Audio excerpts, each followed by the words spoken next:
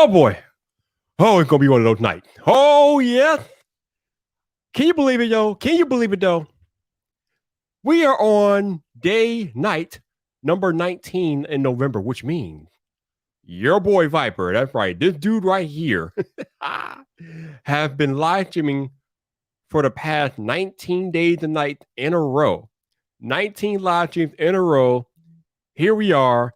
We have another 11 to go after today or tonight or whatever you want to call it. But yeah, we are here and we are live. So what is up, people? How are y'all doing? Welcome back to another live stream of Viper every day in November. That's right. 30 live streams in a row because 30 days in November. So yes, we are in the building. We are live again, getting it done, doing what the Viper does. And I appreciate y'all being in the chat and showing up and showing out tonight. Oh boy. Tonight is going to be one of those nights. Oh boy. Yeah. Tonight's going to be one of those nights. Yeah. But without further ado, we are already past the time where I should start this live stream and go to work. So sit back, relax, get your popcorn ready, and let's do what we do out here on these Friday nights. Hold on for a second.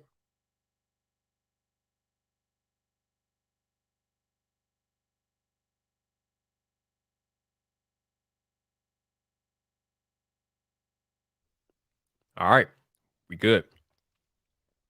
So, current time, 6:32 p.m.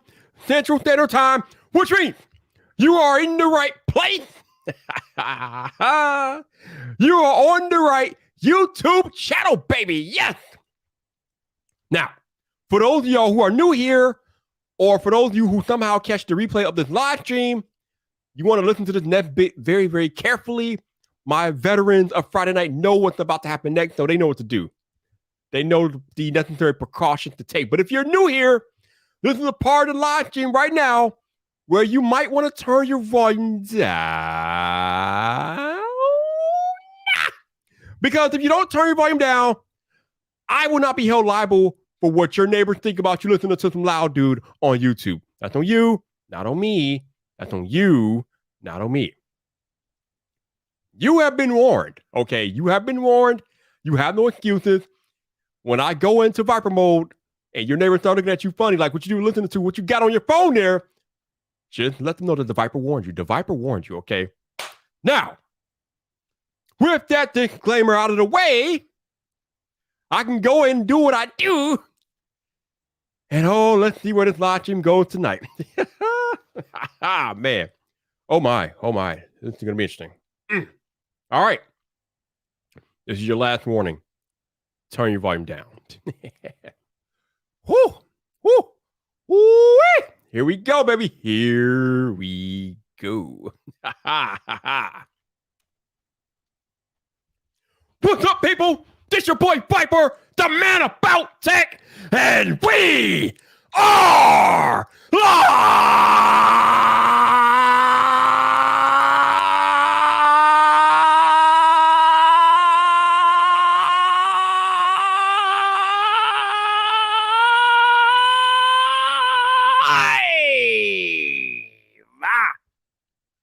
Welcome to Friday Night Vyp, baby!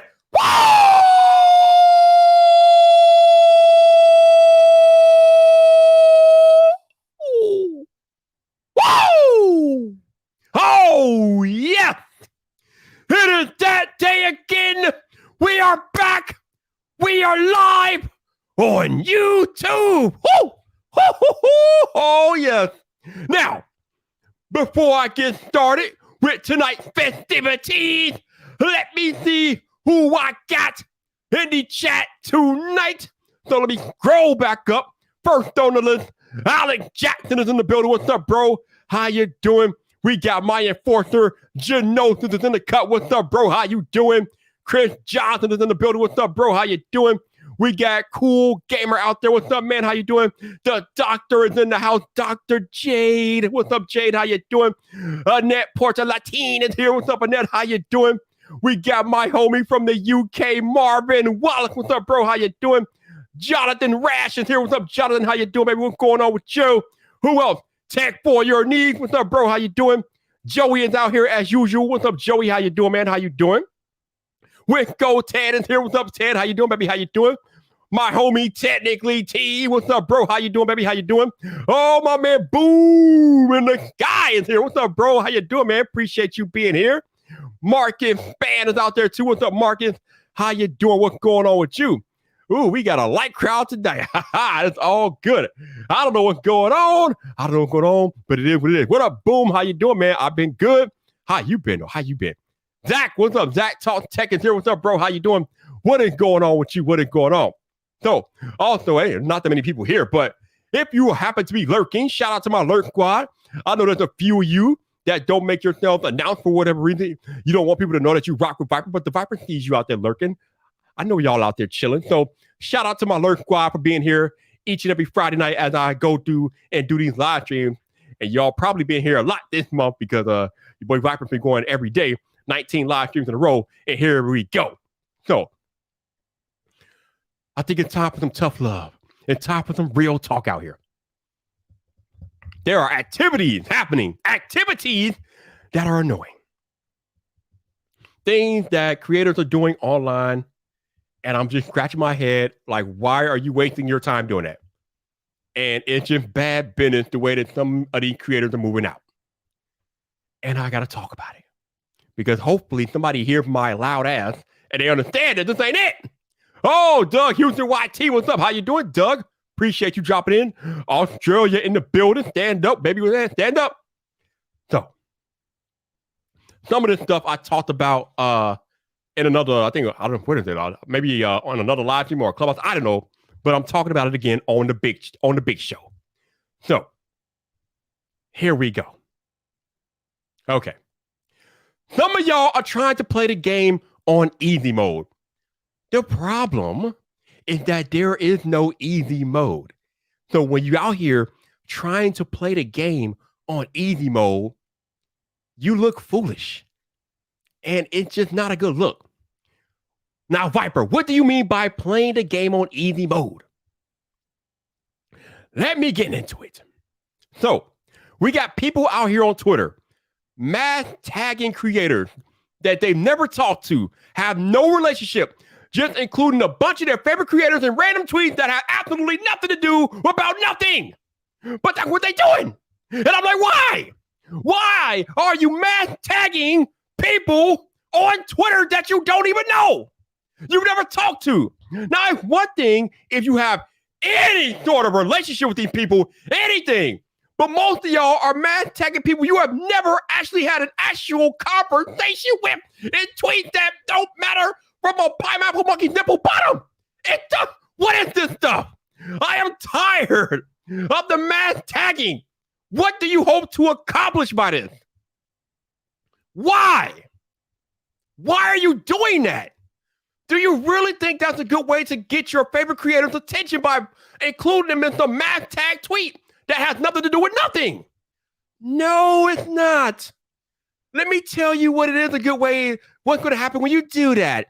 When you mass tag Viper or Zach or anybody else in tweet that have nothing to do with nothing, and I don't know you from a can of paint, I'm probably going to mute you, block you, do all the things, and then it's a wrap. Because after that, I will never see you again on Twitter. Ever. Because your first interaction will be to mass tag me in a tweet that I don't have nothing to do with. But this is what y'all do. Expecting something. What? Why? What is that? I have told you week after week in 2021 how to organically interact on Twitter. That ain't it, Chief. That ain't it. And then the thing I talked about, I talked about this in Coffee Talk earlier today. I talked about this earlier in Coffee Talk. But the random DMing, asking people to watch your content or check out of your channel. What? What are you doing? Why? You are on YouTube. You upload video to YouTube. And when you upload video to YouTube, YouTube has an algorithm, an actual robot that will put that video in front of the people it needs to be in front of. But y'all out here on Twitter DMing people you don't even know. Talk about watch my video, check out my channel. Who? I'm sorry, who the hell are you? Who are you? Most of the time, it's people I have never seen in my communities, in my live chat. You are random people DMing me to watch your content. I don't know you. You have not even given me the decency of saying hello to me on Twitter, but your first interaction with me is to come into my DM and ask me to watch your content? Why? Clearly, you don't respect me enough to say hello to me on Twitter, but you want to come into my DM and have me check out your channel. Let me tell you why this is a bad look. Number one, I'm probably never going to see your DM because it's going to go in the other folder, and I rarely, if ever, check the other folder. So it's going to get buried by Twitter automatically, I should say. But here's the more important part about DMing random people to watch your videos. Even if it might be a small possibility, but even if somebody wants to give you a pity watch, maybe, just maybe, out of the kindness of their heart, they might subscribe to your channel. They are never going to watch your content. So that is a wasted sub on your channel. And if you get enough of that going on, YouTube is going to go into your channel and purge it of those subs who are actually interacting with your content. So your numbers are going to go back down anyway, because the algorithm and the YouTube and the way it works, YouTube is not stupid. It understands when people aren't interested in your content. It will literally yank them from your channel. I mean, Arnold Schwarzenegger, yank them from your channel. Okay? It will yank them because YouTube understands that they don't give a monkey's nipple about your content, so it will unsubscribe them automatically. So while y'all going into people's DMs for pity, likes, and subscribes, YouTube is like, no, fam, that's not how it works. I need y'all to stop trying to play the game on easy mode. There is no easy mode. How many times do I just tell you this? Y'all are doing it wrong.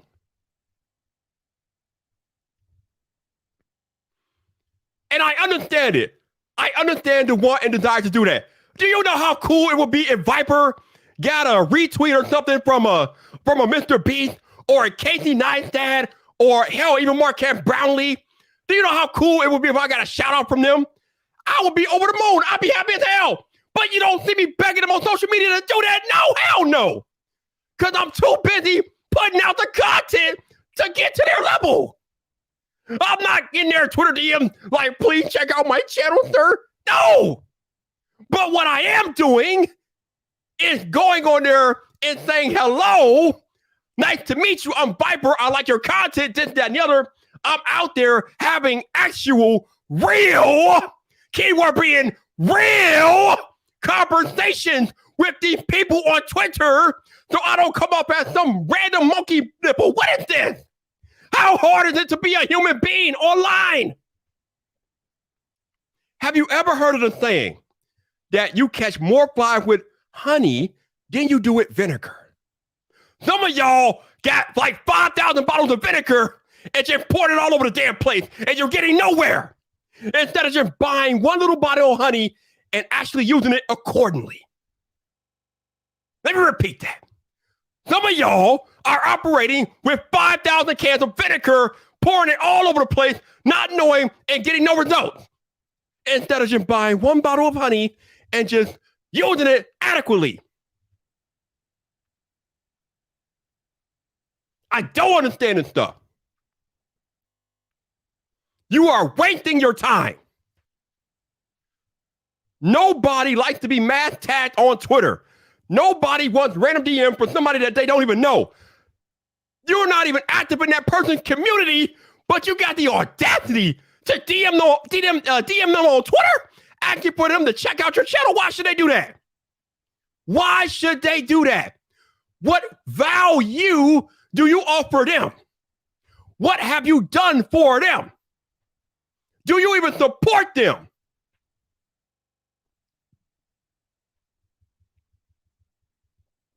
Do you even support them?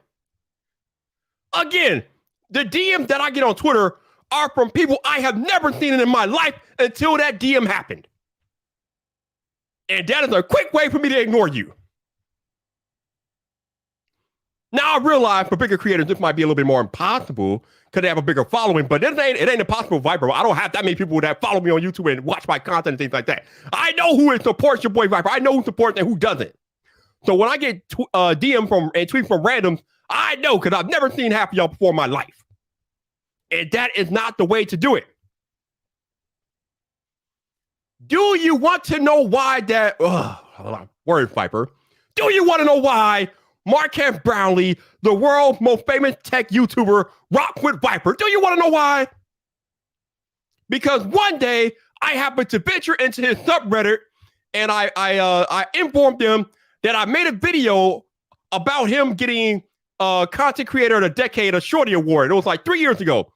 I made a video thanking Marquez for everything that he's done in the tech community, and I was celebrating him getting a Shorty Award because I know that he trailblazed the way for many of us and what we do in the tech space. That is why Marquez even started talking to me, because I went into his subreddit to let him know that I made a video about him.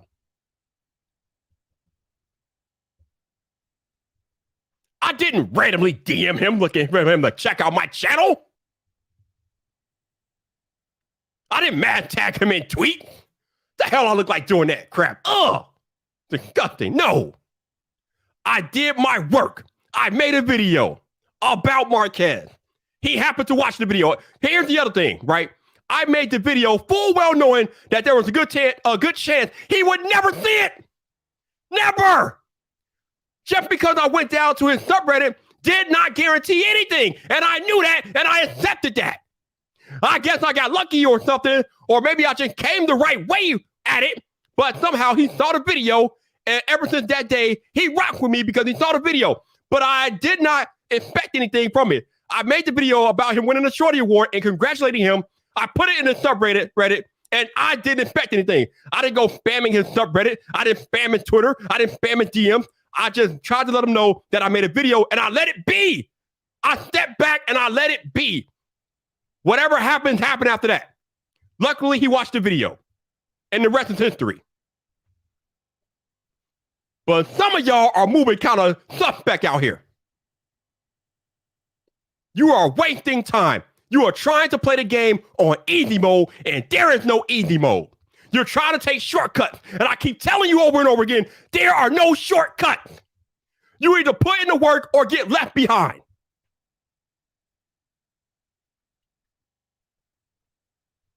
We all have different journeys in life, okay?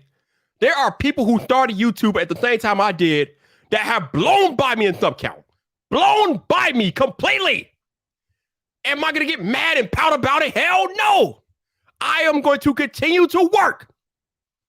Because even though there are people, my friends, that have blown by me in sub count, I have still done things on these platforms that they have not even done, by virtue of my body of work and my willingness to take risks. On my main YouTube channel called Viper, I have uploaded over 600 videos. 600! On this very channel you're watching right now, I have made or went live over 400 times. 600 videos uploaded, over 400 live streams, and you wonder why people know who the hell I am. Because that is the work. At some point, somebody has seen a piece of Viper content and they rock with it. That's why they rock with me. Not to mention the fact that I show up. I told you all before, even at 6K subs, not even 10K, I don't even have 5 figures yet, but even at 6K subs, I am still one of the biggest names in tech YouTube because I show up. A lot of y'all don't even bother to show up for other people. I show up for other creators. I show up in Argentine comment section. I show up in Travis's comment section. I show up in Technically Team comment section. I show up in D-Demic comment section. I show up. I don't stay in my own little bubble. I support my other creators. because I genuinely appreciate what they do. And then in turn, they come and check me out and they rock with me because they know, okay, that guy Vyper support me. Let me see what he's about. They come check out my content. They're like, oh, this dude Vyper's about that life. And then they end up supporting me. But it's not about me begging them for attention or clout chasing. What the hell is that? It's about me having a body of work that they respect. It is not about me trying to play the game on easy mode. It's about me embracing the work. Some of y'all need to understand that you cannot run from the work. Because the more you run from the work, that just means when you're done running, you got to come back to the work. The work will literally be waiting for you and smiling at you when you come back. The work is not going anywhere. The grind is not going to magically disappear because you don't want to embrace it. It is going to be waiting for you when you figure it out and understand that this takes work.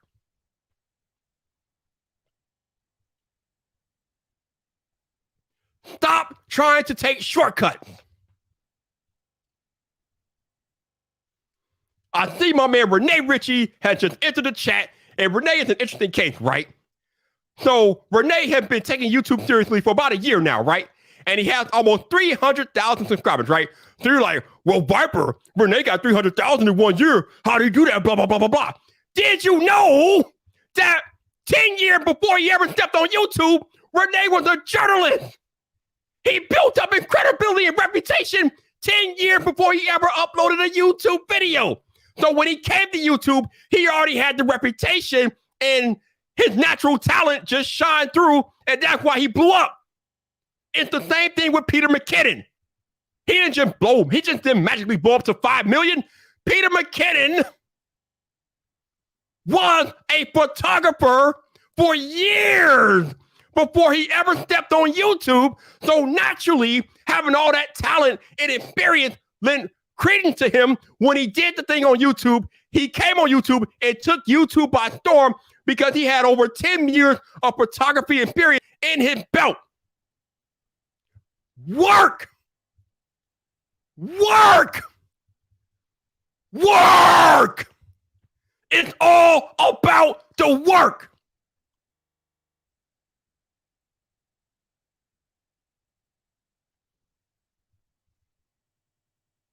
I don't know how much more, how many different ways I can like explain that this stuff takes work. Yeah, I don't even, actually, you know what? I don't even know why I'm getting worked over this because if y'all don't choose to do the work, it doesn't really affect me. But I guess I just care too damn much because I want to see you all succeed. I want to see y'all win because I told you guys before, if one of us win, we all win. I want to see you win. But the problem is that a lot of y'all aren't willing to embrace the grind and do what it takes to win. And I guess that's why I'm out here screaming my lungs out tonight, because I'm trying to get this through your thick skull that you have to work. This stuff takes time. Do you think Michael Jordan became Michael Jordan overnight? No. That man put in years of work and shooting in the gym and practicing before he became the legend that you know today.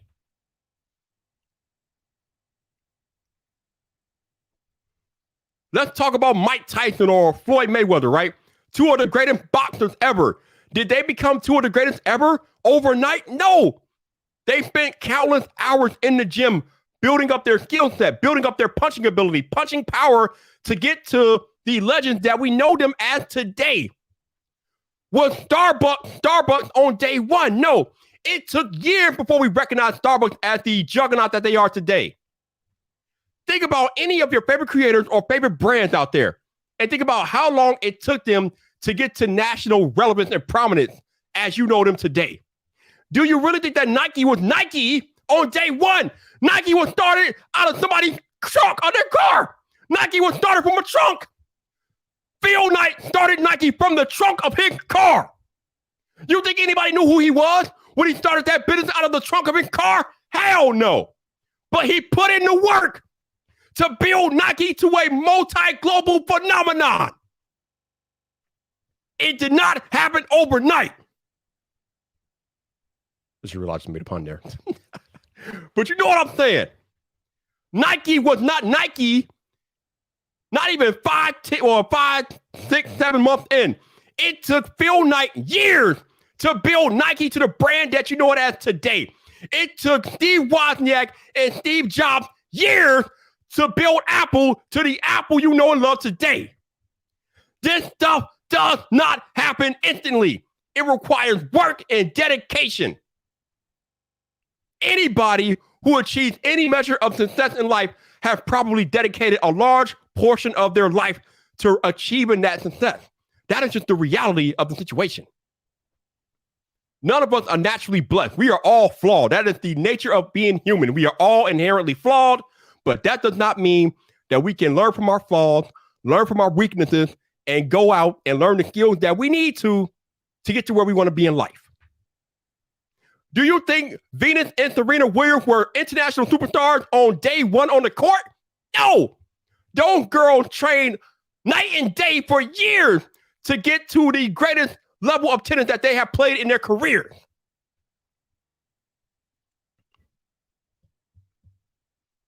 I like to quote that Renee just put up in here about Anthony Hopkins. He spent 30 years working his ass off to become an overnight success with Silence of the Lambs. Think about that. That man had been working in the movie industry for 30 years before Silence of the Lambs caught fire. 30, can you imagine that? Working your behind off for 30 years to get to a point where you finally get noticed? But some of y'all give up after 5 months or a year or whatever because y'all don't get that instant gratification or success. I am about to go into my 4th year of YouTubing here in January.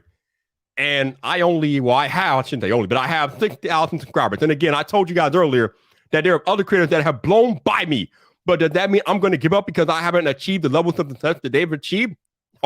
No. I'm going to continue to work. And when my time comes, my time will come and I'll be ready for it. That's the other thing I've heard Roberto talk about sometimes. People who try to like blow up and things like that. Are you even ready to blow up? Can you handle what happens when you blow up? I don't know. I think a lot of y'all aren't even ready to blow up. And myself included. And I'll give you a perfect example of what I'm talking about here. So back when I joined Clubhouse early this year, right? I joined Clubhouse early this year and I kind of built up a following on Clubhouse. I met a woman on there and she was in my room and things like that. And she was cool people. And she asked me a question, right? She was like, Viper, what is your real name? And y'all know I don't tell anyone my real name. I try to protect my identity as much as possible because I don't want to have people, I don't want to have internet, people on the internet having access to my actual name, right? So I didn't tell her.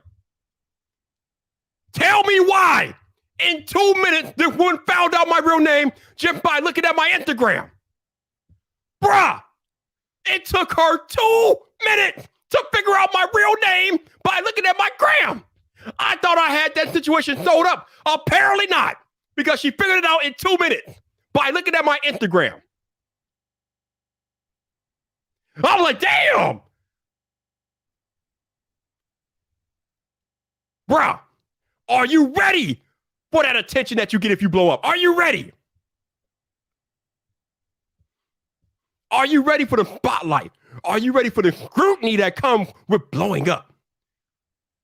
Do you have your security protocols in order when people start paying attention to you? Are you ready for that? Because you better be, because once you blow up, a lot of eyes will be on you. You are going to encounter a lot more scrutiny than before you weren't known that much. Took that woman 2 minutes to figure out my real name. I was like, what the hell? Now, of course, since then I've cleaned it up, so there's no tracing to that anymore on Instagram, but still, I could not believe it took this lady 2 minutes to figure out my real name just by looking at my Instagram. I was like, damn. Bruh. Craziness out here. Whew.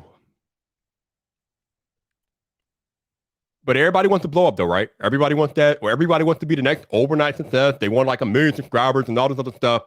But are you ready? Are you really ready?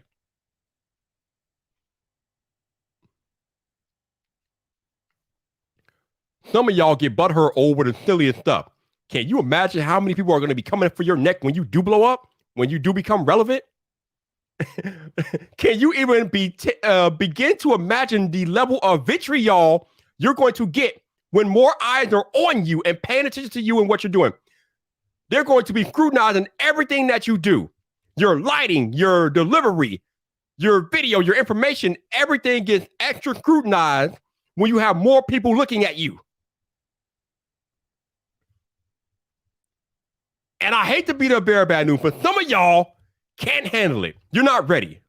Let's just be real. This is a real live stream with real talk. Some of you might not be ready for that level of scrutiny. You might not be ready. You think you're ready, but you're not.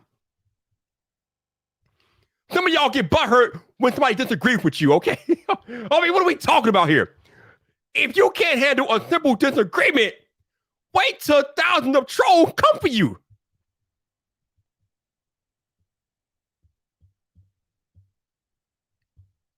The internet is a crazy place. You better be ready to prepare for the level of crazy that you get when you do blow up, because it's coming. And I told you all before, it doesn't matter who you are. They are coming for you because human beings are, I should say some human beings are inherently assholes, and they're going to come for you. It doesn't matter who you are. It doesn't matter if you're Renee Ritchie. It doesn't matter if you're iJustine. It doesn't matter if you're Marquette Brownlee. It doesn't matter if you're Jonathan Morrison. They are coming for your neck because they don't care. Once you become a public figure and you become relevant, you become a target. We just had this conversation last week about YouTube removing the dislike counter. And we had creators complaining about, we had creators celebrating, I should say, because they felt like some of them were the target of dislike attack. Could you imagine something like that happening on a larger scale? And now with the removal of the dislike counter, that vitriol is going to go directly from the dislike counter to your comment section. Because trust me when I tell you, they will always find a way. It doesn't matter how many safeguards YouTube puts in place. If the assholes want an asshole, they're going to find a way. Human beings are they're scum like that. They're going to find a way to asshole. That's just the reality of the situation. Can you handle that? Are you ready for that? Hell, do you even want that? Do you want it? I hope you do, because it's coming, whether you like it or not, it's coming.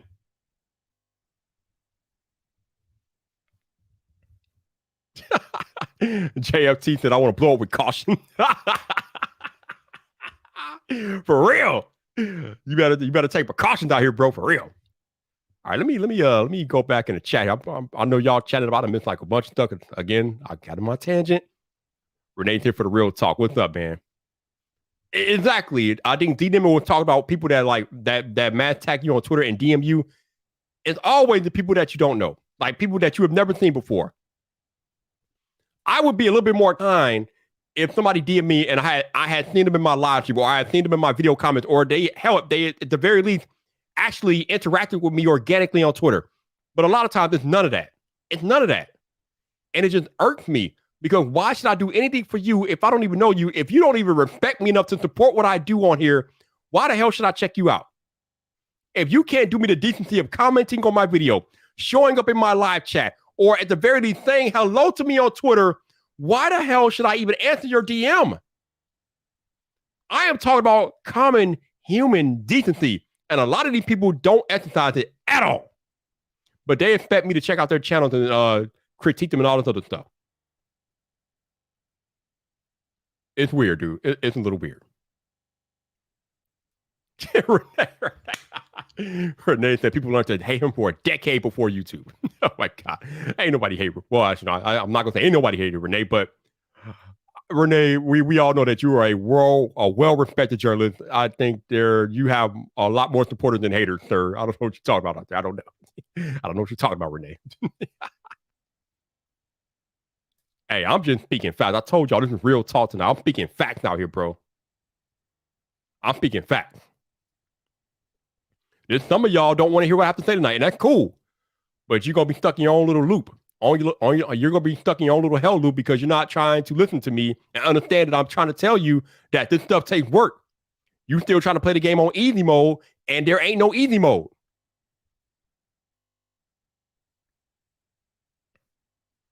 And here's the thing about that, though, right? You should not want to play the game on easy mode because if your life was on the line and you had to choose a doctor to operate on you to save your life, would you want a doctor who played the game on easy mode? Or would you want a doctor who put in the work to get to the position that he's in to be there to possibly save your life? Think about that for a minute. Would you want a doctor who played the game on easy mode and got assistance and handouts to get to where he is? Or would you want a doctor that put in the actual work to get that stethoscope and that credential to be in a position to give you surgery? Think about that. But a lot of y'all trying to play the game on easy mode. I'm going to guess that you would not want a doctor operating on you that played the game in easy mode. And if you tell me you do want a doctor that played the game on easy mode, I'm going to look at you like you're funny. I'm going to look at you like, what the hell, you lying? You are lying. You are lying. There is no way in hell, if your life is on the line, you want a doctor that didn't put in the work. You can't tell me that. There's no way. You can't tell me that. Not at all.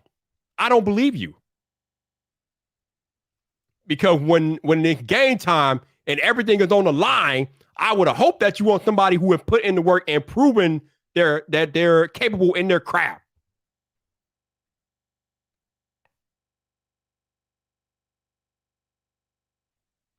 Renee, the Viper is Lucifer trying to therapy you out of hell tonight. Renee, you crap me up. Hey, Viper woke up and chose realness today. I don't know about ranting, but I chose realness today. I'm tired of creators like trying to play the game on easy mode. It's getting on my nerves. Like, bro, put in the work. Do some work out there. Put some videos up. We got people out here randomly DMing folks to check them out when YouTube handles that for you. They have a whole ass algorithm that they have there that will put your video where they need to go. But you out here DMing people, talk about check out my channel. What?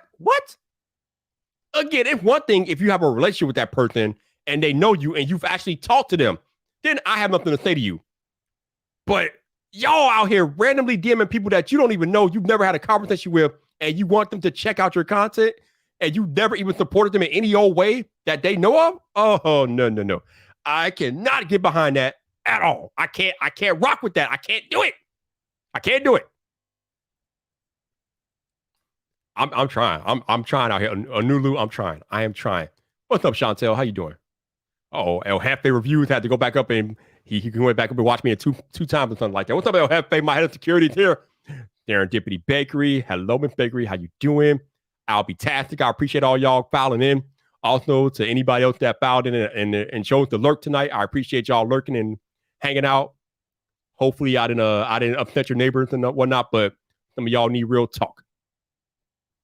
Our dog knows what I'm talking about. Imagine millions of people judging your every move, right? Because when you blow up, when you get those 100,000 subscribers and 500,000 and million subscribers, they all judging you. They all looking at each and every move you make. I'll give you another example of blowing up. I haven't even blown up, all right? But last year, I went on a rant on Twitter because I was mad that FedEx dropped the ball on a delivery for one of my packages. Actually, it wasn't last year. It was 2 years ago. 2 years ago, I was pissed, and I took my pissivity to Twitter. And you know me, I don't have the biggest following on anything. I mean, I have a decent sized following, but 2 years ago, I probably had maybe probably 4,000 or 5,000 Twitter followers. Maybe, I don't know. But when I went on my little rant on Twitter 2 years ago, a lot of people didn't like that. They thought I was over the top. Like, they thought I was out of my mind. They were like, look at this influencer ranting, blah, blah, blah, blah, blah. Now, at the time, I didn't give a damn because I was pissed. But looking back on it now, it's a nice antidote for tonight because even back then, 2 years ago, I was being analyzed and scrutinized for my rant on Twitter. And I'm a small creator, even though I hate that terminology, but I was a small creator, but yeah, I had people analyzing my actions on Twitter because of that rant. So could you imagine if I ran it the same way, if I had like 5-6 times the following that I did 2 years ago? How bad that would have been for me personally. Whoo, hoo, hoo, hoo. Yeah. That would have been a lot of smoke. That would have been a lot of smoke. Whew. Ashley got jokes. I like it. She said there's something I'm missing. I don't know where to see if a doc can choose an easy mode or not. That's hilarious. That is hilarious. Oh, that's funny. Yo, I am Ted. I am still going here. I'm just doing my thing, man. I'm doing my thing.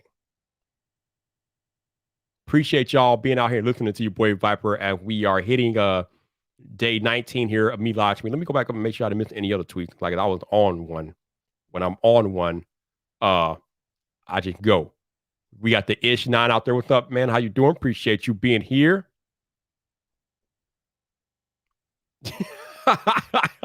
Right. I need to do better, Renee. I needed to do better. I needed to do better. Let me go back up here. Ooh, it's a lot of chitty chat tonight. Magic Flying Potato was out there. What's up? Digital Slang. What's up? Appreciate all my people being in the building. All right, I think I caught up with all the ones on top. All right, yeah, we're good there. We are good. Okay, we are going to go back down here. Chantel, Grubbing Viper on 2X. Oh my goodness. Yeah. I hate that terminology. Small creator, big creator, small creator. How about human being? I told you all before, your follower or sub count does not define you. I hate how we use the term big creator, small creator. Damn all that. I'm not a small creator. I am Viper. I am the man about tech. I am not a small creator. I am not a big creator. I am the man about tech. I make tech content. That's who I am. That's what I do. My number does not define me. My body of work defines me. My number does not. And when you talk about Viper and body of work, there's a lot of it out there. I just had Soldier No Best on here a few days ago. And he told you all when a creator is reaching out to collab with him, the first thing that he does is he goes and looks at your body of work.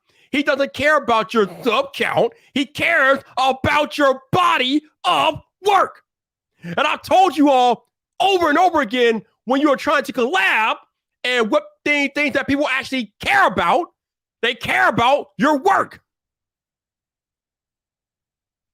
Because for the 999th time tonight, it's all about the work.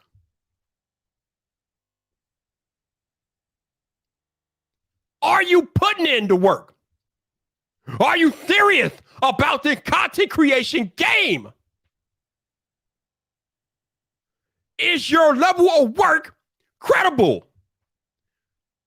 Are you just throwing anything out there just to throw stuff out there? Or have you actually taken the time to level up your content creation skills? These are the things that we care about. We don't care about your sub count.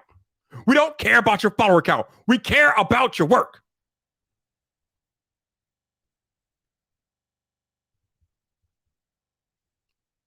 I'm just being real with y'all.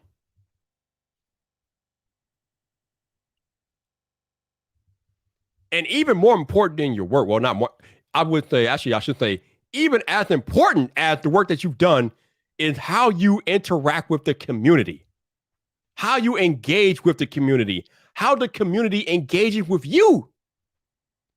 These are the things that matter, not a follower count.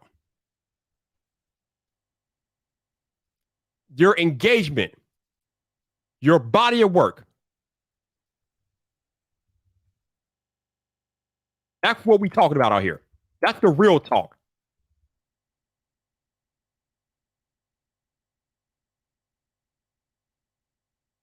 I'm worrying about trying to blow up and do all this other monkey jazz. And you need to be worrying about making your content better and engage more with your community. We got some creators out here complaining that people don't rock with them or don't interact with them, but You never see them in other people's communities. You never see these creators go outside of their own community. Never. Some of the biggest creators on the platform don't even bother to venture outside of their own YouTube channel to support other creators. At least not publicly. Maybe they're doing things behind the scenes, and if they are, then okay. But publicly, they are not showing the support for their fellow creators, but yet they wonder why nobody rocks with them. Because you're selfish. Why should the community rock with you, but you will stay inside of your little bubble and you don't rock with anybody else?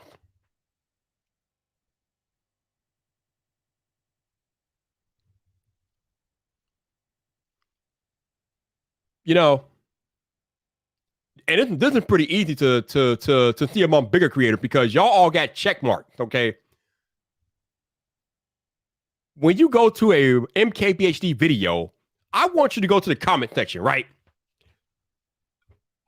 And this is the sign of how much respect that man has in the community. But if you go to the comment section of a Marquez Brownlee video, count the number of check marks you see in the comment section, okay? There's a lot of them. That man has the support of the community because he supports the community. His comment section is littered with check marks, littered with them. And it's not just because he's a bigger creator. Obviously, yes, that might have something to do with it, but it's also because he made great content and he supports the community. And if you think I'm lying about Marquez supporting the community, I've only had him on these live streams for like 6 or 7 times. So I don't want to hear any of that. And again, I'm a small creator, but Marquez has been on this small channel 7 damn times. So I don't want to hear any nonsense about how that man does not support the community. I have talked to him multiple times. I talk to that dude at least twice a year, publicly on live streams, in public social media forums. So when you go to a Marquez Brownlee video and you see the check marks littered in the comment section, just know that's why he has that support, because he supports the community. But some of these other creators out here, I never see them in comment sections. I never see them in live streams. Hell, they don't even interact on Twitter. And Twitter is easy. But they're not there.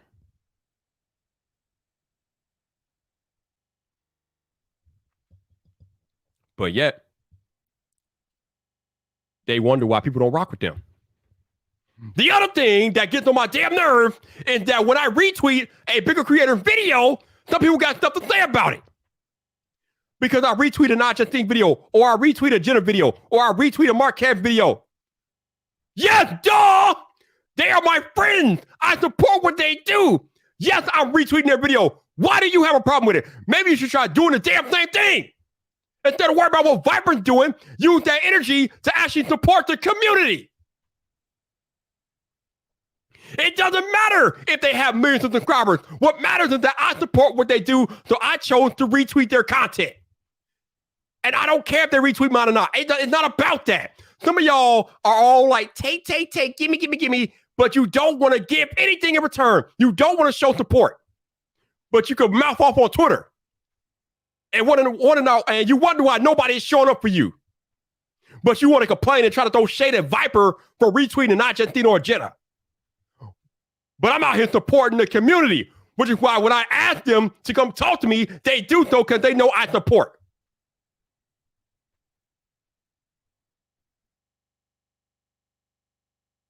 I keep trying to tell y'all, I'm a small creator, but I'm still one of the biggest names in tech YouTube because I support the community, and they know it. Earlier this year, some random schmo tried to come at me talking about how I don't support smaller creators. He said that out loud in a public forum.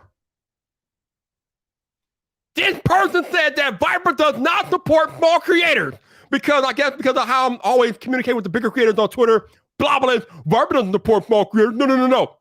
Do you know how fast that person got destroyed by the very small creators that I don't support? It was amazing. I didn't have to do a damn thing. The creators that I support, how small they are, rocked out. They were not having any of it. Because they know I support. I support everybody. But this person had the audacity to say in a public forum that Viper does not support small creators. And those same small creators came for their neck. And I loved it. It was great. I didn't have to do a damn thing. I just sat back and watched it unfold like this. Because I knew it was bullshit. And I was just waiting. I didn't have to wait long either. It just happened naturally, organically, beautifully. The small creators that I don't support supported me in mass because they know what time it is when it's Viper time. Every damn morning in Clubhouse, I host a room called Coffee Talk, and I invite everybody to come talk to me. I don't care about your damn thumb count. I invite you to come. And one of the coolest compliments I have ever gotten from a creator is that they say, Viper, we love you because it doesn't matter if you're MKBHD or Justine or Annette or Adrian, you treat us all the same. That is one of the coolest compliments I have ever gotten because that is what I try to do. Because before you're a creator and before your number, you are a human being, and I support you as a human being. I try to be the best human being I can be to everybody. I don't care about your numbers. I come at you as a human being first because that is what matters. Your numbers, your following does not matter. Are you a good human being? That's what I care about. If you come to Coffee Talk, I want to talk to you. I go out of my way to try to tell people who are in the audience of that room to come up and talk to me because I want to talk to you. I don't care about your number. I don't even care if you're not a creator. Come talk to me. Come talk to me. I make it easy.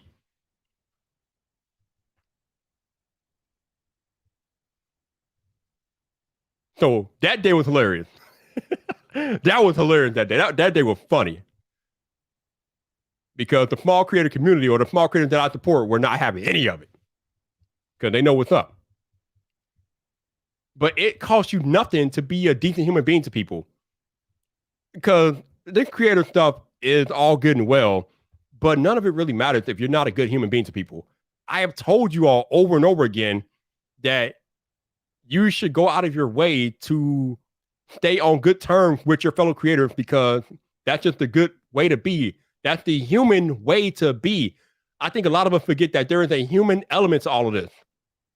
And we can't forget that. The creators that we deal with, the creators that we make friendship with, the brands that we work with, the brand reps that we talk to, we are all human beings at the end of the day, and you need to approach everybody like they're a human being. Because that is the proper way to approach it. If you are a good human being, everything else will take care of itself. If you are a good human being, people will go to bat for you because they know you are a good human being. I have told you all before, I've had multiple creators go to bat for me along my creative journey because I try to be the best human being I can, and I support them. They support me. They go to bat for me. I go to bat for them. One of the reasons why me and Roberto Blake are so tight is because I go to bat for that man because I know the type of human being that he is. And he goes to bat for me because he knows the type of human being I am. And this nonsense about bigger creators not supporting smaller creators, again, it's more nonsense. That man, Roberto Blake, has 500,000 subscribers. More than that. He's almost on the way to 600,000 now. He has almost 600,000 subscribers. But he has spent more hours live streaming with me than probably anybody in the creator space. Me and Roberto Blake have had 8-hour streams. Probably more than 10 times. More than 10 times, me and that man have streamed for 8 hours straight. Because that's the bond that we have. And it has nothing to do with subscriber count. And everything to do with the respect that we have for one another. I support him. I show up for him. He supports me. He shows up for me. That is how it should be. But some of y'all just missed the bus on that. And y'all just too busy trying to chase clout and chase metrics, chase relationships, make a friendship. Because those relationships and those friendships that you make will do a lot more for you than chasing the clout. Yo, Hefe, tell him, bro. Tell him, Hefe. Relationships and networking, man, are critical in what we do. What we do is I should not say what we do, but we are in, as creators, as public-facing figures, we are in a reputation-based business. Your reputation is everything in what we do. If your reputation is shit, you're not going to have much success because we are in a reputation-based business. And speaking of a reputation-based business, let me bring in my special guest tonight. I support this man because he has put in the work. I support this man so much that I took $1,000 of my own money and gave it to him so he could attend Ben Summit because I support what he does. But let me shut up and bring in Technically T. What's up, bro? What's going on, man? How you doing? Man, it's Friday, man. You fired up, but I've been listening to you the whole entire time, man. The whole 56 minutes? Oh my, I'm sorry. Hey, no, this was a little man was on the ground playing, and the AirPod has been in the ear. So I was like, boy, Viper's on one tonight, man. I don't even know if I could have matched that energy tonight, man. You don't have to match energy. All you gotta do is match the realness, which I know it's no problem for you. Nah, you already know that. Now, you speaking 100% facts, man. You've been going in. All facts. Bruh. Why are they out here trying to play on easy mode, T? Why they out here like that? When you were saying the random DMs, we might have got the same DM. Like, I was like, I'm like, this doesn't even add up. Like, who? I've never heard of you. I've never seen you anywhere before. I've never seen you in my live streams. I've never seen you in my comments. Like, I was like, I don't know what this is about. I have never sent a random person a video of mine, like, ever in life, and I never will. Like, I don't understand what you're trying to get out of that. Just like you said earlier, YouTube is going to do its job to get the video out in front of people that need to get out. So I don't know what your purpose was, spam flooding a bunch of creators. And I know for a fact, I know at least 5 creators who got the same message. And I'm like, I've never even seen you or heard of you before. You know what I mean? It's weird, but like, it ain't no easy way, dog. If somebody did this the easy way, if it is the easy way, hell, somebody let me know so I can get on board. You know what I mean? Because it's not easy, bro. Like, ooh, it's one of the toughest things that I've done. So we're still doing. I mean, crazy. So how long have you been making videos on YouTube? 4 years. This man has been at it for 4 years, and he has over 40,000 subscribers because he put in the work. He didn't play the game on easy mode. And I've seen this man. I've observed him for years. It hasn't always been easy for you. I've seen several tweets from you over the years about you expressing your frustrations and struggles about growing on YouTube, but you kept going. I say it all the time, and I almost deleted my channel at 30,000 subscribers. That's how rough it got, bro. Like, for real, for real. That's why I'm so big into that mental healthness club over there on Clubhouse, man, because I'm so big. I was going through it. Like, you don't even realize, man. It's just, I just hit a dark place because I was trying to be that person who tried to do it all by himself, and you can't. You know what I mean? I was trying to be the person that you don't really need nobody else. You can do it all on your own. You know what I mean? I was that person, but then the more you get out there and then you're struggling and nothing's going, you're kind of on stuck mode, man, it just hit me, dog. Like, it just hit me, and then I literally was on the delete button at like 30,000 and was just going to delete it because it was just too much, man. But then I kind of pulled it together, and I was like, I can't do that. I don't work too hard. I don't build too much of a community. I can't do that. You know what I mean? Because I'm leaving my community up high and dry, and I love my community, dog. Like, nah, I can't do that. It just didn't feel right. So now we here. You know, we still pushing through. So, and it's like I told you guys earlier, if you are legitimately putting in the work, and other creators see that you're putting in the work, they will support you. Again, I don't want to boast, but I gave this man literally $1,000 of my own money because he put in the work, and I wanted to support him in what he was doing. And I'm not telling you this just to boast my own back. I'm telling you that this is how it works. Yeah. When you are legitimately putting in the work, people will go to bat for helping you. I told you guys, this lens I got tonight, it was gifted to me by Jonathan Morrison. Why? Because he saw that I was putting in the work. He doesn't do that if I'm not putting in the work. Nope. He sent me a whole audio interface. It's about $300 a couple months ago, and I never told anybody. I didn't even say anything, but he just saw me on Twitter and was just like, I saw you got audio related questions, yo, And we started talking to DM. He saw my videos. He was like, damn, you doing a lot of, you've been at this for a while. He was like, all right, you know what? I'm just going to send this to you. Just give me your address. And like, that was big. You know what I mean? Like, dang, like, okay, cool. You know, I never even spoke to him a day in my life, but he just saw me. He saw I was active. Like, okay, you dropping videos on a regular. Like, all right, bet you, I don't mind giving it to you because I see you doing work. You know what I mean? So you're right, man. That messes, it ain't even all about the view count. You know what I mean? It's consistency. It's about more consistency than anything when it comes like, you know, it's just, man, a lot of people just don't know the game. But the thing about it is a lot of them ain't been in the game long enough to even know it yet. I ain't saying I've been in here forever, but a lot of people just don't know yet. And I realize that. And then I see some people who do some things on Twitter and I'm like, it ain't really the right way to go about it. And I'm not crystal clear on Twitter. You know what I mean? I'm just going to be real about it. But I told myself last week, I'm clearing that up. I don't even tweet as much anymore. But I'm like, I see so many people doing so many bad things and I just leave it alone. I may can tell somebody, but sometimes you got to watch when you try to tell people things because everybody doesn't take it as you trying to give them advice. People take it as you may know it all. You know what I mean? So I limit how much I try to help people. Not saying that I don't want to. Like one of my boys did a case video, and that was the first time that I was like, "Hey, yo, do this on your video to get more." Like, hey, I know there's not many people who's had that video or was reviewing that product.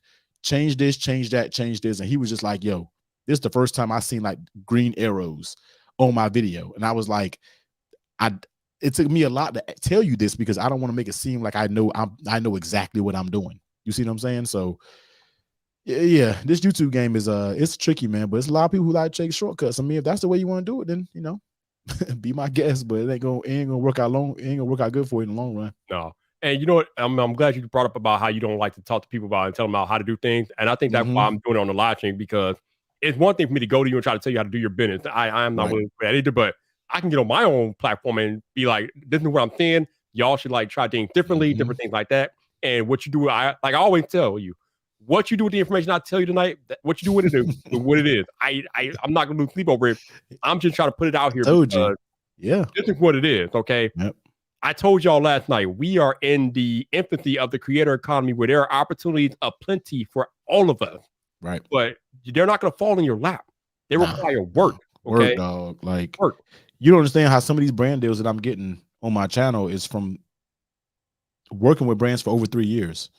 And it's finally coming to fruition. You know what I mean? Just steady value over time. You know what I mean? Just steady. We look at you, see how you've been doing. Just like I stated earlier on Twitter today, I love when an organic brand deal comes to play because a brand that I heavily support came to me and was like, hey, we want to support some of your content. Let's do some brand deal stuff. I said, all right, cool. They told me the price. I was like, to be honest with you, I can't. Like, I know you guys are looking out for me, but I can't do it for that price because I'm sure it's a whole nother conversation about shorting yourself and just shortchanging yourself. I said, I can't do it. Then he said, you know what? Let's get a phone call. All right. We had a phone call earlier today. He was like, you know what? Any other creator, it would be an automatic no for how we give out money and doing stuff like that. But for you and the continued support that you have gave us over year after year and never asked for anything, yes. And they actually gave me more than what I asked for just because of I just like my man Hefe said, proven value. You see what I'm saying? So people don't understand that, man. Like the relationship thing is so big. That's bigger than anything, man. Like you have to have that relationships and network, man, because you don't know what it can lead for you, yo, for real. Can I ask you something? Something real quick? The brand that you got that deal with, I'm assuming that you made content for them for free beforehand, correct? Yes, sir. I'm a believer of that. I love it. I'm a firm believer. I was just talking about this. Some creators out here, some new creators, I'm not gonna say all creators, but some newer creators are against the idea of working for free or working without getting money. I hate it. That's not I get it. I get some people can do that. I get that you might catch a brand and be like, cool. But I always say, sometimes you gotta just do some stuff for free to build that relationship. It will pay off in the long run. You see what I'm saying? Easy as that. Like, he just told you. I have a company that we're working on a long time channel brand deal. And I'm just going to say like this, and a lot of you may know it when I say this. Nobody around my creator size has them as a channel brand. They only do sponsorships for everybody with 6-digit subscribers. That's what I got to say. Y'all should know. That's all I gotta say. I already know what he's talking about. I know what he's talking about. So it's just right. the value. I have never seen that brand do a deal with anybody less than six figures. Six digits. Never. Nope. But it's just the brand and just the respect that you build over time with a company, man. Like that mess matters, bro. Like people just don't understand, man. It's just it matters, man. Can you speak to us a little bit what I was talking about earlier about treating people as human beings, especially brand reps, brands in general? Because again, that's all they are. Human beings. That's this man have people on speed dial. Like he plays like Xbox with these people. Like he treats them as human beings, man. We was literally texting today. He texts me. We text all times of the night. He literally texts me like, "Hey, bro, I got time to talk. Let's talk." I messaged. That's why everybody was getting on me on Twitter a few days ago that I told people I almost missed out on a brand deal because of iMessage. Like I have personal people's numbers. You see what I'm saying? Like I've built that relationship to where we're not even formal. And nothing is going to be formal until it's time to sign a contract, until it's time to pay the money. Yep. Everything else we're going to talk to is through text message. You hear me? Like, and that's just the way it goes. I mean, man, it's just so much to talk about, bro. Like, relationships and networking is just everything. Like, it's just now. What do you want me to talk on? What did you say you want me to talk on again? No, you were just talking about it. Yeah, my mind just slipped my mind that quick. No, you were just talking about like treating brands and brand PR people as human beings. They're regular. I don't talk to anybody in a super well. If I'm just reaching out to a brand, I'll come formal. But once I get to know that person, man, you start talking to people just like I'm talking to you. I'm not formal with nobody that I have a relationship with. No, I'm not either. Really. Yo, I'm talking about DMs. Yo, what's good? And like, yo, what's up, T? Boom. Hey, this is the phone I got. Send me some stuff. All right, cool. You'll be here in 2 days. You know what I mean? Like, it's just about gaining that trust, gaining that relationship, man. And I am a big advocate of sometimes you got to do work for free. A lot of people do not like doing that. I have been doing that for years. And sure, I probably missed out on plenty of money, but guess what? It's all coming together now, and they're all hitting in row after row after row, to where I'm not even worried about AdSense anymore. I'm doing straight bigger deals. You see what I'm saying? So that's just what it is. Like, but it took time. That 4 years that I've been doing this, 4 years, some of these case brands been rocking with me. And it's just like, bro, like it takes time, yo. Like it truly takes time. And some people feel like, oh, I can't do a video unless you already paid me, but even cut my camera on. They don't even know what you do. They may have seen some videos from you from something else, but you haven't even shown them anything. Why should I go pay you and you haven't even shown me anything? Like, no, like people just, it kills me of this mindset of, oh, I gotta get paid first before anything. Like sometimes it's okay to do stuff for free, and it's okay to do stuff for free that you love. Well, that's kind of telling me one thing, that you're not really doing it because you love it. You're doing it for the money. You see what I'm saying? So I love what I do, even though I may not like it all the time. I may not like accessories all the time. I may not like cases all the time, but I make it fun and I still make it to where I can push through. You know what I mean? So sometimes I'm not worried about the bread first. That's cool. That'll come. You know what I mean? I can see if I was dependent on this full time, I'm good. I'm not bragging, but I'm fine in my real life without YouTube. So my opinion, I'm not digging and scratching for YouTube to get every little piece of crumb change that I can get. I'm just going to build a relationship, and then when it comes time, they give me the bag because I've already proved myself. So, and here's the thing: when we talk about working for free, we're not talking about like working for free because not knowing your value. Like the man is wearing the shirt, know your value. You have to know your value whether you're working for free or not, because like he said, when it comes time to get the bag and they try to shortchange you, you really better know your value and know what to ask for. You need to understand how to get paid as you are worth, because that's a hard thing. Yeah, that's a hard thing, man. But you have to know what I mean, because I hate to break it to you all, but even those of you all that don't want to be entrepreneurs, the moment you upload your first YouTube video, you become an entrepreneur. Like, actually, no, let me take that back. The moment you reach the threshold for monetization on YouTube, you become an entrepreneur from that day forward, because now you are making money on YouTube. So you have to, if that, I mean, I shouldn't say you have to, but if you're trying to make money, then you have to treat it as a business. You have to run your channel as a business if you want to make money. And part of that is just building and cultivating relationships, and it's not even about, like T said, it's not about being formal. It's just about being a good human being. Regular person, dog. Be a good human being. It goes, man. I had a brand person in here watching this live stream earlier tonight. I'm not gonna put him on blast. Y'all probably know who he is. He's been in here enough, but Yeah, because the never brand know. people will come check out they will come check out On your the content. low. You never know. Yes. Like, I do clubhouse rooms and I got some of the biggest case brands, PR person just sitting in the room. Never know it. I got people, one of my channel sponsors, every time after a live stream, they're like, hey, good live stream. I'm like, y'all are on live with me when I'm talking and cussing and drinking? They don't even care, because guess what? That's me. And it doesn't, they're so transparent. Like, they always be like, it is the most entertaining. We love your live streams. Like, regardless of, and I'm like, I'm up there cussing to all types of mess, but it's all good. You know what I mean? Like, they're fine with it. They don't care. It doesn't affect me because I've already proven myself. That's not how I act on an everyday basis. You know, we just have fun on live stream. It's just me. So relationships, man, you got to work on building them, man, because without that, you could try to do it on your own, man, but it's a tough road, bro. Like, you don't know how many people will look out for you, like Viper did. Viper, and it's been times where I've tried to look out for Viper. Viper trying to get a contact. Oh, cool. I try to put people on. I literally tweeted the other day that I'm looking for a anchor person to get in touch with, somebody that I don't even talk to on a regular day basis. I don't even speak to them. We're cool. We just don't talk all the time. Just shot me the PR person. Oh, there you go. Like, he's like, bro, I just did that because you did it for me a while back when I was looking for somebody. And I'm like, it just all comes back around. Yep. You never even know it. You know what I mean? So be good to people, man. And you just don't understand when it can come back around. Sometimes people just can't be good people. It's just, they act like it's a hard task to be a good person. And they act like we are each other's competition, and we're not. Yo, shout out to my man A-Train for the super chat, man. Thank you, man. Listen, I am just like, I've spent my entire year trying to help you out, help you guys out and understand it. Oh, T, you know what? Since he put himself on blast, I'll put him on blast.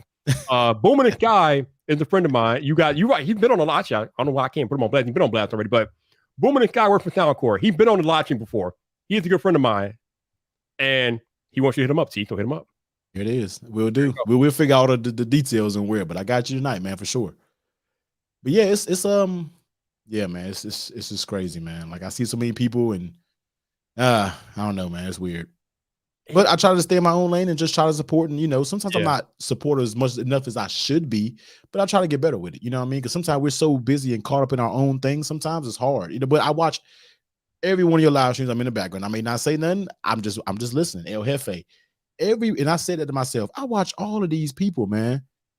But sometimes I don't even comment. I'll just watch it. Hey, thumbs up, go ahead. I said, I gotta start commenting, man, because I'm watching all these videos. You see what I'm saying? Like, you just gotta show a little bit. Thing about that though, you don't comment, but you interact on Twitter. Oh yeah, I'm all day. Yeah, all day. I retweet. You know, whatever. I know that you're out there because you chat with me on Twitter, and you comment on. You don't comment much, but you do comment on some of my videos. Where I watch them all. I watch them all, but I just, because I'm working from home all day. My iPad 12.9 inches, nothing but a YouTube viewer. That's all it is. I got it right here. All I do is go to I wake up in the morning, refresh, and start. And sometimes on your comment, I say replay guy, replay crew. You know what I mean? Like, that's, I'm watching it in the background. You know what I mean? It's just, it's simple stuff, man. But you know what? Some people got to learn. You know, some people kind of got to learn the hard way, and then, you know, so sometimes you got to. So we just got a real live example of why it pays to be human being in the comment in this space, because now my brand friend wants to talk to Technically T, but Technically T would not be on his live stream if I didn't rock with him that way. Y'all see how that works? Because he's a good dude, and I wanted to invite him on here tonight, and now we're going to connect him with my man Adam. So there you go. My man hit me up tonight. Hey, yo, you got time? And you know what? Viper is usually the only person live stream that I'll do on a Friday, because everybody knows when weekends come, I shut YouTube down. Like, that's fam time. You know what I mean? That's son time. That's family time. But he hit me up. I was like, hey, bet, and put little man to sleep, and I'm there. You know what I mean? If I got time, I'm always going to be here if I got time. You know what I mean? So yeah, I appreciate you, man. So thank you. No doubt, man. Always a good time. This stuff is not hard, y'all. It's all about just being a decent human being. It's not difficult. I don't know why some creators make it difficult, or some creators try to make it out like it's a war. Man, again, your fellow creators are not your competition. Like, we can actually help each other. If that's actually the real way to do it. That's the correct way to do it. Because when one of us win, we all win. You try to tell you, man. People don't be knowing. Like, you can just pull people up with you, and you just never know, man. Like, it's so good to be, and it's also good to find that circle that you can be open with. You know what I mean? Like, find that group of people that you can just openly talk about how much you got paid or what brands are up to. Me and another creator of mine, we used to meet every single week. We had a Zoom call, a Discord call, and we would talk. We will both talk about what happened that week with our channels, what brand deals reached out to them, what they tried to offer, what they came back with. We were just so open with each other, and that gives you a clear mind, especially when we're talking about pricing. The biggest thing for me when it came to creators is learning your pricing. So hard. You know what I mean? To this day, I still feel like I don't have concrete numbers. I'm just now getting them, but it's good to also have that core group. You know what I mean? Like you can have a big overall community of people, but it's also good to have that core group that you can talk about anything with. Me, Trent, Tech King, Mike, we talk every day. Every single day. We have a private Clubhouse room and we talk on Clubhouse every day, whether it's YouTube, whether it's kind of helping Mike when he was about to become a new father. We talked about stuff like that. Damn near cried on Clubhouse because that's like my brothers. You see what I'm saying? So it's cool to have a general community, but then it's also good to have that close-knit crew that you can even bounce off more personal things that you may not speak to in the broad range of people. You see what I mean? So it's a beautiful thing. Sometimes people may say the community is kind of bad, but you know, the community has its up and down times, but it's all about who's in it and in that circle. You know what I mean? If you peel off the outside of it, man, it's love here. Everybody would do anything for each and every person. You, El Jefe, it doesn't matter. Like I'll do anything you need, cool. You see what I'm saying? So people don't know that, man. But once again, it's something people just gotta experience over time. Seriously. Hey, Grace, how you doing? Appreciate you being here. Hopefully you're doing well. Thought the Bruce Lee slipped in. What's up, Bruce? How you doing, man? Appreciate you being here. And even Gabe Altier is here. What's up, Gabe? How you doing, man? What's good? What's going on? And Shelly sneaking in too. What's up, Shelly? Hey, Shelly. Always good to see you. I'm glad y'all being here, man. I mean, again, hopefully something I said or done or T said or done tonight will resonate with you all. Like most of y'all get it, man. But I just had to get on here and rant tonight because you must have seen something that made you mad this past week. Or you've been going off this week. Like I said earlier, I'm getting these damn DM from these people I don't know, and they're like, barbecue, check out my channel. I'm like, who the hell are you? Who are you? Where do you? And then I'm getting mad tagged and stupid stuff, and sometimes I don't get mad. I just get tagged in random tweets for no reason. Like, bro, like why are you tagging me in a crypto tweet? I don't even do crypto. I don't even know what that is. What are you doing? I don't do this stuff. Why are you tagging me in this? Like, the mute list has gotten real long these past few days, bro. Like I just mute and block, keep it going. Like for real. I get them out of here now. You know what I mean? Like that's it. So I don't got time. Seriously, the mute and block functions are amazing. Yo, Jay Boogie, what's up, man? How you doing? Appreciate you being here. But yeah, and a lot of people talk about how social media is toxic and different and this and that. And I'm like, listen, you control what you take in on social media. Absolutely. There are block buttons, there are mute buttons, there are unfollow buttons. You have all the power on social media. So if you are having a bad experience, it is up to you to change the experience, and you can do that. And that's something I had to learn. You know what I mean? Like I had to learn that because I was a person who interacted with the trolls. Y'all know me. Y'all see my Twitter, right? Like I will go back and forth with a troll in a minute, but then it got to a point where I was like, T, for real. I started just clicking on different brands, and just it was amazing of just how many people actually followed me. You know what I mean? Like I'm thinking I'm closing in on 5,000 subscribers. I mean 5,000 followers on Twitter. It's just like I started to realize that like, T, you have so many brands following you. Why am I going back and forth with this troll? So I was a person who engaged too much, but you have to be a person to realize that. Like I had to stop. Like, T, you know what? Block and keep on moving. And you also have to be aware of the people who like to still send you stuff to get a reaction out of you. If I block a person, don't send me. If you follow them, don't send me what they wrote. Really? You know what I mean? Yeah, like why? Stop. I don't need that because that's when I'm gonna react. I'm gonna get mad and I'm gonna unblock them and then I'm gonna go in on you. You know what I mean? But I had to be like, stop. I'm done with the trolls, man, because they are doing exactly what they want you to do. You know what I mean? So we all know the troll game, but sometimes you have to just tell yourself, like I did. I was like, all right, T, stay off on Twitter too much. Just people are going to be in their feelings. Some people are just going to disagree, whatever you say. You know what I mean? So telling you, man. Yo, Hefe, I'm pretty sure some of that is from the VidIQ stuff, but this stuff has been happening before I ever joined VidIQ, bro. So this is not my first rodeo with random people trying to tweet me. It used to be, hey, Viper, can I be on your show? I'm like, what? Who are you? I don't know you. What do you mean? Can you be on my show? Get out of here. I don't know you. Yep. Actually, my man Booming Guy has a good method. Like, if you want to screw with the troll, be positive when they're negative. That works sometimes. That actually does work sometimes. But it does. Like, one dude was like, it was so funny when you was acting tough on your live stream. I was like, I wasn't. I was just speaking facts. I was like, but yo, I appreciate the watch time, though. I really like it. I'm so glad you came. He didn't say a thing afterwards. I was like, see? There you go. That's funny. Point proven, you know what I mean? Seriously, man. Seriously. Oh, man, it's rough, man. You know, at the end of the day, it doesn't even matter if anybody listens to what I'm saying. Like, I'm trying to put y'all on game, but if you don't want the game, then that's fine. I'm gonna thrive. He's gonna thrive. We're gonna thrive anyway. I'm keep doing my thing, bro. We're gonna grow. We're gonna make our money. We're gonna be successful, and people are just gonna be stuck in the past and stuck in their old ways and stuck in habits that they shouldn't be in. When we have tried to put you all on game. See, here's the other thing, right? The Diogenes thing, the Marquezes and Unbox Therapies in the world, they didn't have what we have today. I mean, I'm pretty sure they communicated, but back in the day, they didn't have like forums where they could go to get help and assistance with about growing on YouTube and talking about YouTube. That stuff didn't exist. They'll tell you themselves it didn't exist. So all this information and assets that you all have today as new creators to established creators or creators that have been doing it a few years like me and T and different things like that, y'all have it made. Y'all have assets that just simply did not exist years ago. And y'all are doing little to nothing with it. And I'm just like, oh my goodness, no. We don't mass tag people. We don't randomly DM people that we don't know. We don't try to roast people on Twitter just to shake clout. Like, no. But here we are. Y'all doing the same stuff and it ain't working, man. That ain't smooth. Yeah, it come around, man. It all come around. That's what I'm saying. Speaking of little one, how is your little one doing? Oh, he's doing amazing, man. Terrible twos is in full effect. You hear me? Oh my God, man. School, he doesn't get in trouble in school, but he has like a core group of friends, like 3 of them, and they are rowdy as hell. And like when they all get together, they get like hyped up and just like, oh my God, just go on a tangent. But now he's getting big, man, just into everything and just growing up, man. Growing up. 2 years old now. It's crazy. He was just a baby. Everybody remember he was a baby on my live streams. It's crazy. People don't know these tech babies. People know tech babies. Like people know them. Like y'all remember when he was first born. I remember when it's so crazy, man. Once again, community, man. So it's crazy, dog. Hey, you better enjoy it now because when he gets older, that's a whole nother level. Oh man. If it gets any worse now, I had terrible twos. I'm like, I see it. I see terrible twos in full effect. Like, what is this? What is wrong with you, yo? Like, why did you just do that? But he's not welcome in here at all. Like, he likes to get it. He likes to get on my desk and he likes to act like he's doing something.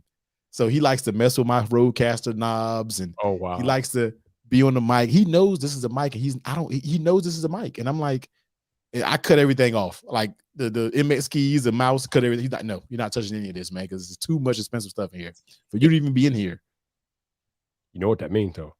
Oh my God, what's that? That means you got a future YouTuber on your hands. There you go, a future Twitcher or whatever you want to do. You want to be a gaming channel? I'm gonna give you the best rig there is, yo. The best rig there is, man. My goodness, man, that's funny. So what else is going on with you, man? What else you up to these days? Nothing much, man. Just kind of gearing up for the holidays, man. Just trying to get some of this Christmas shopping out the way because I like to be done before December even hits. So, I think I just asked the question, and a lot of people were answered that they procrastinating, but here you are getting it done. I'm almost done, man. Like I got only a few people left. My girl is about all done. Like I got my dad, my mom. I got a few people left, man. But that's about it. Like other than that, just holiday time. We're probably just gonna be around here. I doubt we'll travel anywhere for the holidays. So we'll probably just be around here for the most part, man. So nothing much, man. Just video after video every day and just trying to get it, routine, man. Just these days it's just routine. Like I said earlier, man, you've been pumping videos out practically all year, man. You've been I've been doing every weekday for 2 months. Every single weekday I've dropped a video. Although they're simple videos, I tell people all the time, they're case videos. They're simple. They're easy. Doesn't require much editing. So I can get a video out every day, but I'm gonna slow it down. Like I'm just going hard now because I'm seeing the payout of it. Like I'm not the payout, but I'm seeing the benefits, the growth, the revenue, everything's going up. And I'm like, and I still feel good, but I'm not going to go daily uploads. Like I can't keep doing that. You know what I mean? I just have so much stuff to cover. At this point, it's just like, I'm gonna slow it down to every other day. You know what I mean? So, but I'm like Roberto said, I got enough ammunition to keep going for the rest of the year. Easily. I can do it from now until the end of the year with something every single day and be cool. You know what I mean? So no doubt. Roberto, I don't know. Roberto must know something I don't know. He said keep going to the end of the year. I don't know what's going to happen at December 31st. But no. Roberto knows the tech cycle. That's why he's telling you to go to the end of the year because the tech cycle, we know in tech once January hits, that's it. So I'm good. And usually the holiday times I slow down, but I'm not traveling. So that helps out a lot. So I'll be here. So I'll still be able to record while having off work. So it should be, the pace isn't going to stop. So, and I love that Roberto was here because I was talking about him earlier tonight, and I told y'all about how Roberto has almost 600,000 subscribers, but we rock and we have live streamed together more than probably people should. Like since I've been a creator, I have had at least probably 9 or 10 live streams where me and Roberto were gone 8 hours, and it had nothing to do with him being a bigger creator or me being a smaller creator. We just vibe. And when you vibe with people, it doesn't matter what your following is. It's not about your following. It's about being a good human being and supporting. Because I've gone to bat for Roberto, he's gone to bat for me, and we just rock out. So yeah, it just works. I've asked Roberto probably some questions that somebody probably had to pay him to get. I was like, you know what? I rock Roberto. I think he's somewhat rock with me. So I'm going to DM him, ask him this question. It was like a revenue question. I was like, you know what? I'm going to ask him. You know, if he answers it, cool. If he doesn't, I understand. You know what I mean? But I was like, hey, Roberto, I don't know how far you want to go with this, you know, because I know he all about business and I get it. You know what I mean? But he's like, no, I got you. And we sat there and talked like back and forth about, you know, what I should be getting paid or what you should be this. And it was all cool. And he probably could have got paid off of that. But just from our, you know, relationship that we do have, he was like, no, I got you. You know what I mean? So I can respect the hell out of that. Yeah. And somebody, I mean, here's the other thing, right? When Roberto released his brand deal starter kit, I had put it on Twitter that y'all should get on this. And some people probably thought, well, why are you shooting out for Roberto? You know blah, blah, blah. Dude, Roberto is my friend. Yeah, I'm telling you, man. Not shooting for Roberto. It's supporting Roberto and what he does. And the cool thing is, like, a few people brought him brand kit off of me tweeting about it. So I'm like, yo, there you go. That's it. I can't tell y'all it's about being a good human being. It's not about getting clout. It's about being a good human being. Because I can't tell you how many things Roberto has done for me that y'all probably don't even know about. So of course I'm gonna support that man. Like, what are we talking about here? Not even a thing. Man. That's what it's about. Let's see what Renee Richie. Renee said the advanced analytics video published per week versus average views per viewer, and see when more videos equal more views, or choosing between help figure out schedule. Oh, okay. Each my analytics stuff. Yeah, I got to copy and paste that because I know he's breaking it down right now. Yeah, I can't compute right now, you know. He said after the new year, test different quantity per week. So he said I found 3 were good for me, 4 and people were choosing between videos to watch. So according to Renee, 3 videos a week is pretty much what we should be doing maximum, which makes sense. Right now I'm just pumping because they're accessories and they're all evergreen. You know what I mean? Like I just pump. And this is just right now because I got more cases than somebody could ever dream of, and I got new brands. I can imagine how your closet look, bro. I gotta give them away. Like 2 of my friends, one of my boys just switched to an iPhone for the first iPhone ever. It's just a funny conversation. And then one of my other homegirls got 13 Pro Max. So they came in here, was like, I'm going shopping. That's what everybody said. I'm going shopping in your room. So they come here, they got 5-10 cases a piece. It's ridiculous, man. See, the thing, Renee, is that CNN is a brand. I mean, of course they put 10 videos in there. You know, they probably shouldn't do that, but that makes sense. Rober, he gonna do what Rober does. Roberto said generally the 3 videos a week is the baseline for most people. Yeah, I think so. Every other day. Usually I go every other day, no weekends. So that's about right. Yep. Yeah. I just been just killing them right now. I just been just forget it. I'm just gonna flood it out because I'm not worried. I just want to get the video out there, and it's, you know what I mean? Like, it's just evergreen. At least none of my videos rarely start off on 1 out of 10. You know what I mean? I just go, it'd be 10 out of 10. I look at the video 3 months later, so 1 out of 10 with 30,000 views on the case. You know what I mean? Like, it's evergreen. So none of my stuff is pretty off the jump. Yeah. You know what I mean? Evergreen is great, man. Like it doesn't always start off fire, but it can. Yeah, man. It gain traction. Roberto recommended your channel. That's what's up. That's right. Yeah, that's what's up, man, bro. I appreciate that. And I see Boom made the connection. I like it. I got him locked in right now. Tell y'all, got him locked in right now. When you have those relationships with your fellow creators, you can rock like this. I can confidently recommend T to work with any brand that I work with because I know he's not going to make me look bad. Nah, you can't do that. Nah.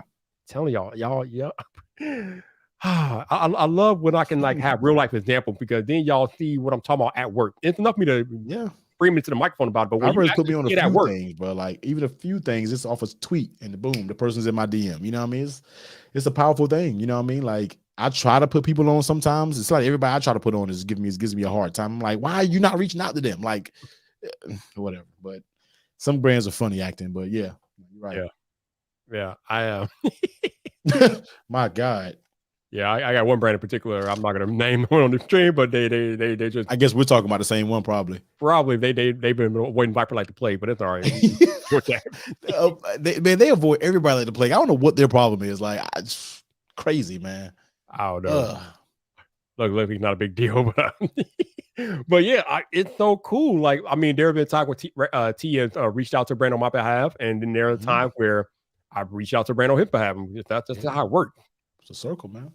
We have that relationship. We can do that thing, and we trust each other because I told you guys before when a creator goes to bat for you, they are putting their own reputation on the line. Well, what?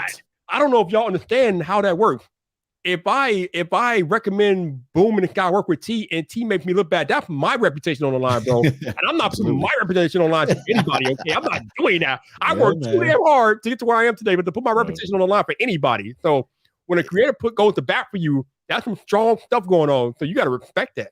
It'd be crazy when people just randomly reach out to you and be like, bro, can you give me the contact information for so-and-so? I remember we had a conversation like 2 years ago. I remember you're like, what? Bro, it took me 3 years to get this contact. You think I'm just gonna give it to you in 3 minutes? Like, nah, that's not the way that works, man. Like, you gotta just get their attention organically. You know what I mean? Like, nah, that's not how this works, man. It took me years to get this contact. You think I'm gonna just give it up? Telling you, no, exactly. And it's hard to get these brand contacts, so we're not giving them up. Just the right person. Like, it's hard to get the right person's contact. That's the thing. You know what I mean? Like, just right person. So it's just ridiculous, man. Yo, Boom. Let me tell you, Boom. One of my Verizon PR reps just came to Chicago the other night, and we had dinner, man. So if you're in Chicago, just let me know, man. I can try to tell people. I've been telling creators and brands, if you're in Chicago, let Vyper know, and I will come meet you. We can get together, bro. So if you come to Chicago, just let me know. I'll come find you. It's all good. I always wish somebody coming to Atlanta. I'm like, man, bro, come on. Like, they come to Chicago. They don't tell Vyper. I'm like, yo, how you in anything? You ain't telling me. Anytime I come to Chicago, I'm definitely hitting you, man. I've only been to Chicago one time in my life. So let me know. I mean, you don't want to come now, though. Don't come now. No, it's too cold. Now I don't want to freeze and come back as a popsicle. Definitely, man. Let's go. Wait, what? Oh, really? There you go. Oh, okay. Hey, well, let me know the details, man, and we'll link up, bro. That's what's up. See, that's what I'm talking about. Let me know that you're coming to town. Let me know. When you let Vyper know, anytime there's a creator here, man, like, even, you know what, it's funny, even one of my subscribers that's been rocking with me for a long time, he's rocking me for like at least since I had like 5,000 subs. He hit me up and was like, T, I know you may not do random people meetups, but me and this guy talk, like, he's my number one person I always know. You know what I mean? Like Joseph Hardison. He's been Joseph live in Atlanta. You know, we ain't got up, you know what I mean? But he's just like him, who's been following me for so long. And he was like, bro, I don't know how you feel about like a meeting in real life, but me and the fam, we're coming to Atlanta. You know, we're coming for the holidays. We're there for like 2 weeks. If you're free, we would love to go just catch out a dinner. You can bring your girl, your son, or whatever. So I said, man, hit me up, because I trust him, because he's been rocking with me for years and has supported me. And it hasn't been a video that he hasn't commented on. So I was like, you know what?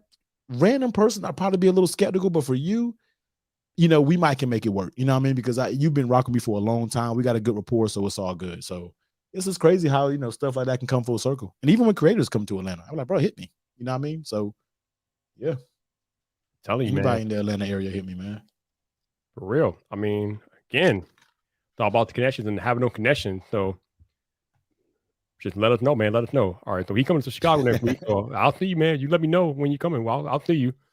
Roberto said at some point he wants to get a better rework or external office so everybody can come through Atlanta, drop in on them. Okay. Yeah, that'd be dope. That'd be dope, man. Yeah, that'd be kind of cool, Roberto. I mean, I'm pretty sure you could do it, but yeah, if you can like somehow include that in your brand deal, that'll be make it even more amazing than what it already is. It's already amazing, but damn, man, that's what I'm talking about. Make that happen. Make that happen. But yeah, man. So what else is on your mind, man? I don't know. Man, nothing much, man. I don't know what's going on right there. Tech cycle, you know, kind of been dry lately. Just kind of waiting for the next round of phones. You know what I mean? Like, I don't know. Ain't really nothing going on, man. You know what? I'm glad you talked about the tech cycle, because I told y'all next week. What's going on next week? Next week is I think it's the third annual now. Yeah, it's the third annual VidIQ Awards next week. Oh my goodness! Oh, the top smartphones. Yeah, is that when you do it? You do it that early? Yeah, because I'm not getting any more this year. See, here's the thing. I base it off the phones that I've actually used. I don't base it off all the stuff. So okay, I'm not buying any more phones. When you gonna drop it? What are you thinking? What's that? When you gonna drop the video? Oh, it's not a video. It's in the live stream. Friday night. Did you do the live stream? I thought you did it as a video. Oh no, it must have been a live stream. No, it's a live stream. So next Friday night, baby. Next Friday, huh? Next Friday night, the third annual VidIQ Awards. I might bust out the blazer for y'all. I'm about to say you got the blazer, right? I might bust out the blazer. I don't know. That's legit, man. I said I wanted. Somebody told me in my conversation I should do the same thing for something with cases. I'm like, bruh, That'd be hilarious, man. Like it'd be just too much, yo, too much.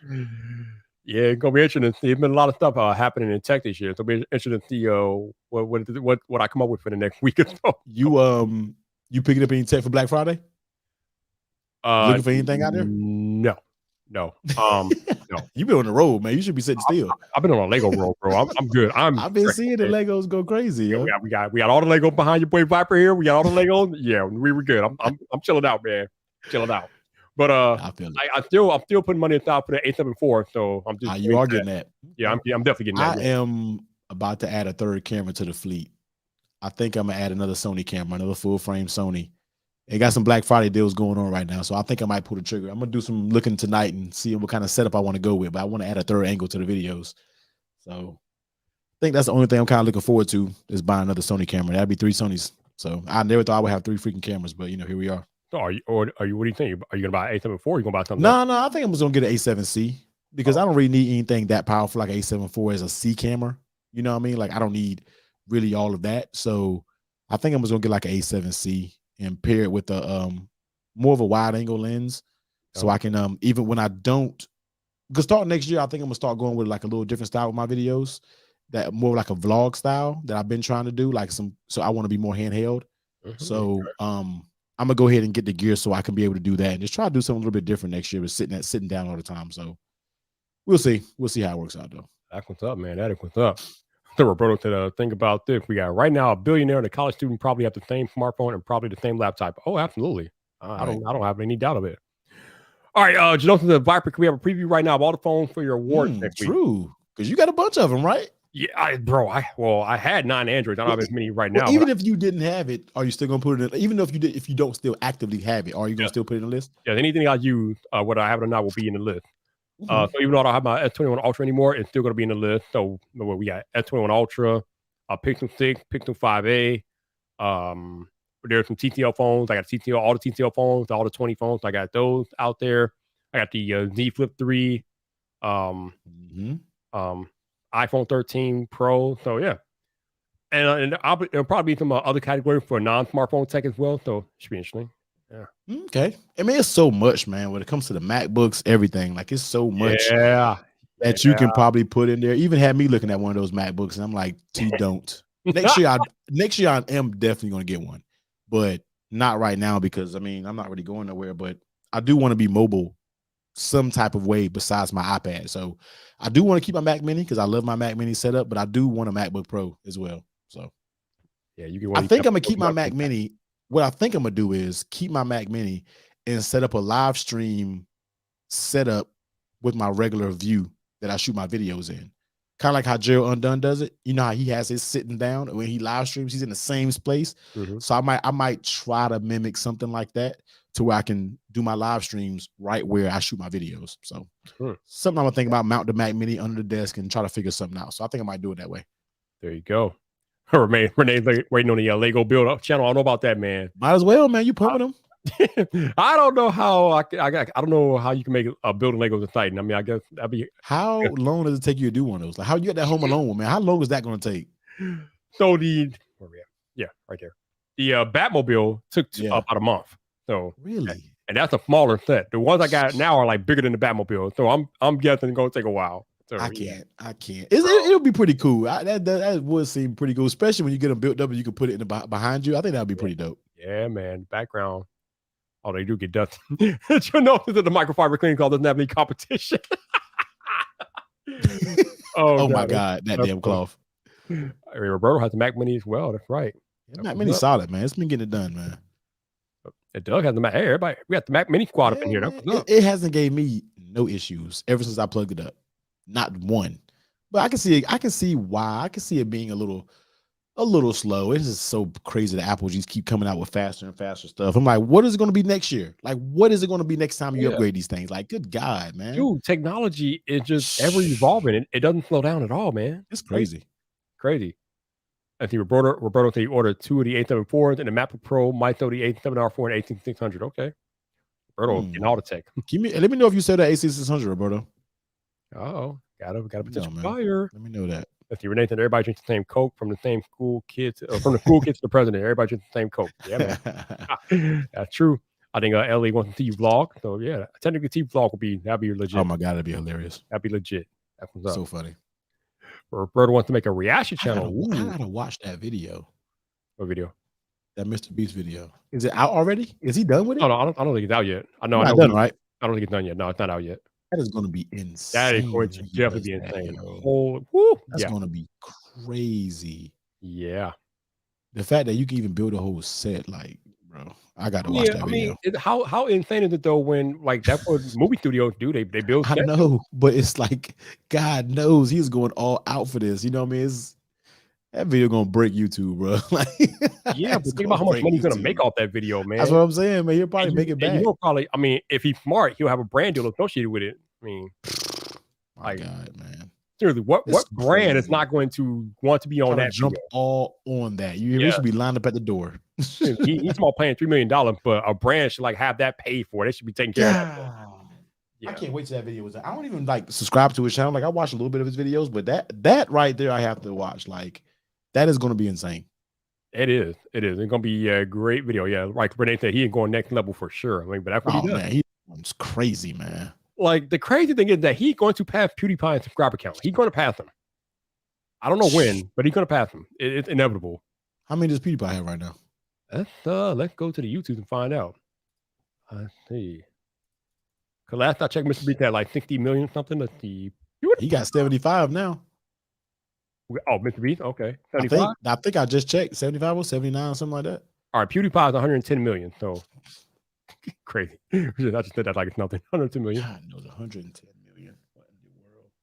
That's ridiculous, man. Mr. Beast is like you said, 75 million. Yep, 75, right? Yeah. So he's gonna pass him. Which is insane to think about, but he's gonna pass him. That's so crazy, man. It's crazy. Like it was funny. I was just talking about. I think I talked about this yesterday about how Marquez, when he puts out a video, he gets more views than the average tech publication. One video Marquez does. Asking him and Lou both. They put out a video. That one video gets more views than any average tech publication gets in a month. So crazy, bro. And I thought Mr. Beast like lived in like a huge city. No, he lives like an hour from my hometown in North Carolina. Yep. I was like, hold on, you're like an hour away from my hometown. Like I just knew he was somewhere like LA or somewhere. I had no idea that's where he was. I was like, that is ridiculous, yo. Oh, Roberto, I have no doubt. No doubt. Absolutely, he's surpassed PewDiePie. Like when you talk about the biggest YouTuber, we're not talking about PewDiePie. We're talking about Mr. B. So he definitely passed him. The only thing he hasn't passed him is sub count. That's about it. So crazy. I'm pretty sure he makes more money than PewDiePie. What it is at that point. Million, bro. Like what play button is like? What's the highest play button? What's the highest play button? I think it's Ruby. I think Ruby is like a 50 million. 50 million. Yeah, 50 million for Ruby, I believe. Yep. That's ridiculous, man. I can't even imagine. Right? I'd be glad to see. I'll be lucky to see 100,000. Right. But I mean, you could say what you want about Mr. B. That dude put in years of work to get to that point. Years of work. Yeah, like, yeah. For sure. You can love him or you hate him. Like he earned all of that. For real. It's entertaining. Like like those videos. Once I you know what, I try not to watch them because when I do, it's a damn rabbit hole. Then you start watching 20 videos from somebody. You know what I mean? Like crazy, man. But yeah, like, Roberto, guy, he's living in Eastern North Carolina. He's living dirt cheap, yo. Yeah. That's dirt cheap. That's so crazy. Yeah. And the thing about Mr. Beast is that he have multiple million subscriber channels. That's what's crazier. You know what I mean? Oh yeah, I thought 50 million with the Ruby. So you're saying 100 million to Ruby? I thought 50 million. I thought it was 100. Either way, yeah, like either way, it's ridiculous. Yeah. 50 or 100. Damn, I don't know which one. Like it's crazy. It's ridiculous, yo. But yeah, Mr. Beast have multiple million subscriber channels, so that dude is making money. I think it was Roberto might said that sometimes he has other channels so he can pay for the videos he does on the main channel. But either way, he's making bank, so he's good. But like y'all said, like Renee Roberto said, he does live cheap. So I mean, when you live cheap, you can have all the money to do what you want to do. So kudos to him. Let's see, Renee said 50 million was one of those weird one-off brofist things. They don't do that anymore. Oh, okay. So I guess it was changed it. Okay. Well, okay. So I guess it is wait, what? Crazy. Oh, wait. Ruby, but also wait a minute. So Ruby and Red out of hand now. This sounds like some Marvel stuff now. It's red. You get the red diamond. You know what I mean? This sounds like some damn Marvel stuff right now. Wait a minute. Wait. So Hell, bro, 100 you got million subscribers. I thought that was the Ruby button. So if that's the Ruby, then what the hell is the red diamond? What are we talking about, Roberto? What What are is we the talking about here? red diamond? Roberto, you might need to jump in here and explain all this, Megan. I don't know. What the hell, 50 ruby, 100 red diamond. Oh, is that one? Oh, what? Okay, that makes sense. Right Okay, now. see, I was right. But, Yeah, so yeah, red diamond is the 100 million. oh my, wow. How much did one? I wonder how much it costs for one of those red diamond buttons. Though that'd be interesting. There's only 4 YouTube channels that's got it. Oh yeah, PewDiePie, Indian music label tier series, Coco Melon, and SET India. Insane, bro. Like, you know, they're 1 billion in vibraniums. It should be. See, it should be. it should definitely be vibranium. Gotta be.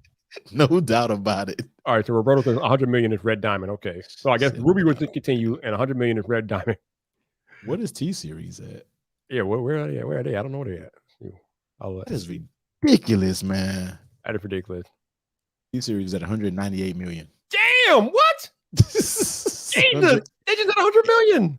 I don't even know what they do. I have never seen a T Series video at all. They're on the line to like an MTV or something like that. That's pretty much what it is. But for India, more or less. That's okay. It's the Indian market that's boosting them up. Jesus. Hey, boom. I appreciate you stopping by, man. Appreciate you. Man. I know my man technically T will be in touch. Mm-hmm. For sure. Yeah, the Indian population is legit, man. And they're rising. Oh, yeah. They are rising. I think they're currently my second or third most biggest demographic on YouTube, India. They are not playing. Roberto think getting a second 100K is about getting it's about $160. Getting another goal is $380. Getting second copies of the actual play button. Yeah. Okay. Oh, so getting a diamond will be over 500. If I ever give 100K, then I'm going to give my other one. I'm going to order 2 and get one for my mother. Yeah, like Roberto said, T-Series is an Indian media company, basically Viacom for India. Okay, no wonder it's going nuts. So they don't count. They're brand. That's a whole different. They don't count. That's a whole different thing right there. We talk Still about crazy though. Still crazy. Oh, yeah, absolutely crazy. But when we talk about actual individual creators and their mouths, so we talk about PewDiePie and Mr. Beast. T-Series don't count. That's so crazy, bro. It's crazy, isn't it though? Can't even think about that. I've always wondered. I wonder about this for Marquez though. Like, I just wonder, like, how brands must be falling over tripping over themselves to like get in a Marquez Brownlee video. And think about that for like a Mr. Beast or a PewDiePie. Well, you know what I be thinking about? Like, how do people travel or do anything? I mean, I know you got to have like private probably, but like, how can you do anything? You know what I mean? Like, I have somebody here. How many subscribers does he has now? And this is my boy. Like, we know each other from the car community. He has a real big gamer channel. Let me see how many subscribers he has right now. I know he should be over a few million now. Well, to answer your question right now, I'm probably easy because everybody got to wear masks, so that makes it traveling a lot easier. So my boy, I don't know if you guys follow gaming, but Steve the Gamer, I don't know if you guys follow him. He's in Atlanta. That's one of my boys. I went out with him one time to the mall, and to go out, it was a group of us at a car meet, and he was like, "Bro, this is why I don't go out in public." Like, he had a group of kids following him in the mall. Oh wow! Like, we were in the mall, and he was like, "I can't go out." Like, and he has just 3 million, and he's just like, "I can't go out nowhere because I gotta send my girl." But now they start to know his girl, and she can't go anywhere. So he's just like, "I can't go anywhere." He said the mall has banned him from going into the mall because when they go in the mall, kids just go crazy. And I saw it firsthand. I was like, yo, this is insane. Like, this is weird. And I was with him one time. I think it's easier for tech content creators because tech is not mainstream like gaming and what Mr. Beast does. Right. Yeah. So I don't think Marquez has the problem going out. I don't think him or Justin. I don't think they have issues going out. I mean, I'm pretty sure they get recognized. You don't think so? They got to. Not issues, but they gotta have people probably like, "Oh, yo, what up?" You know. Oh yeah, I'm pretty sure they get recognized, but I'm pretty sure they can go out. They can go out. Yeah. I mean, hell, if y'all just think you can go out and pop by a Tesla, bro. I saw that. Yeah, that was dope. That was dope. Definitely. So Renee, what will get more views? An episode of Squid Game or a Jimmy Squid Game video? Mr. Beast. Jimmy's Squid Games video. Yeah. Mr. Beast, always Mr. Beast, bro. The dude gets like 50 million views a video. Come on, now. Ain't no Netflix TV show getting that many views. Hell no. It'd take them forever to get that type of view.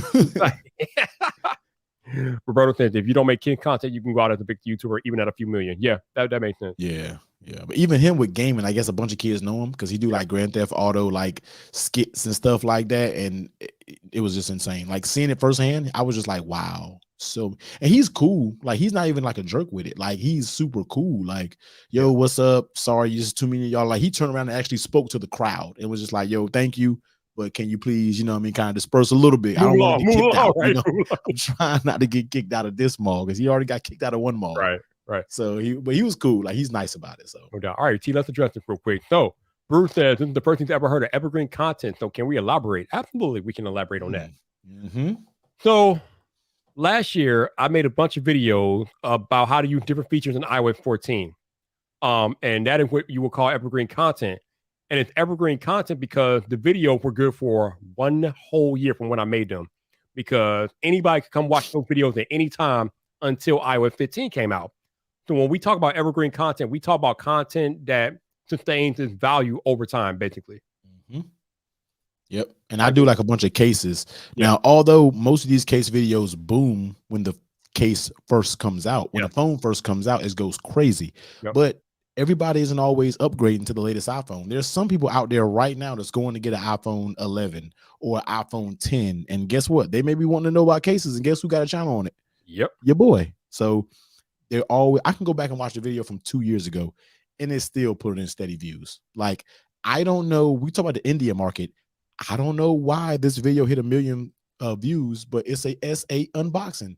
That video still gets views at a Samsung Galaxy S8 Plus unboxing. Still putting like 100 views or so a day. And I made that video like three years ago. I don't know. It's weird, but I guess the algorithm caught it somewhere and just took it. I don't know. It's weird. Yeah, Bruce, but for me and T is different though because we're talking about tech stuff. So at some point, tech product is gonna reach obsolescence, and it's gonna be not important. But you can actually make a video. You can make videos that stand the test of time no matter what. So let's see, what would be an example? How to wash your car. You can make a video about how to wash your car, and that will never go out of it will never become obsolete because there will all be people wondering how to wash a car properly. Mm-hmm. Or like if you make a video about how to clean a shirt or something like that. So just video that provides some type of value that is timeless, basically. So yeah, good stuff. Roberto said he was hanging out with a YouTuber who had 3 million, but she isn't super relevant anymore, so nobody bothered us. Wow, okay, it's so crazy. Like it just depends, I guess, what niche you're in. You know what I mean? Yeah. Like Roberto said, any user guide is evergreen. Yep.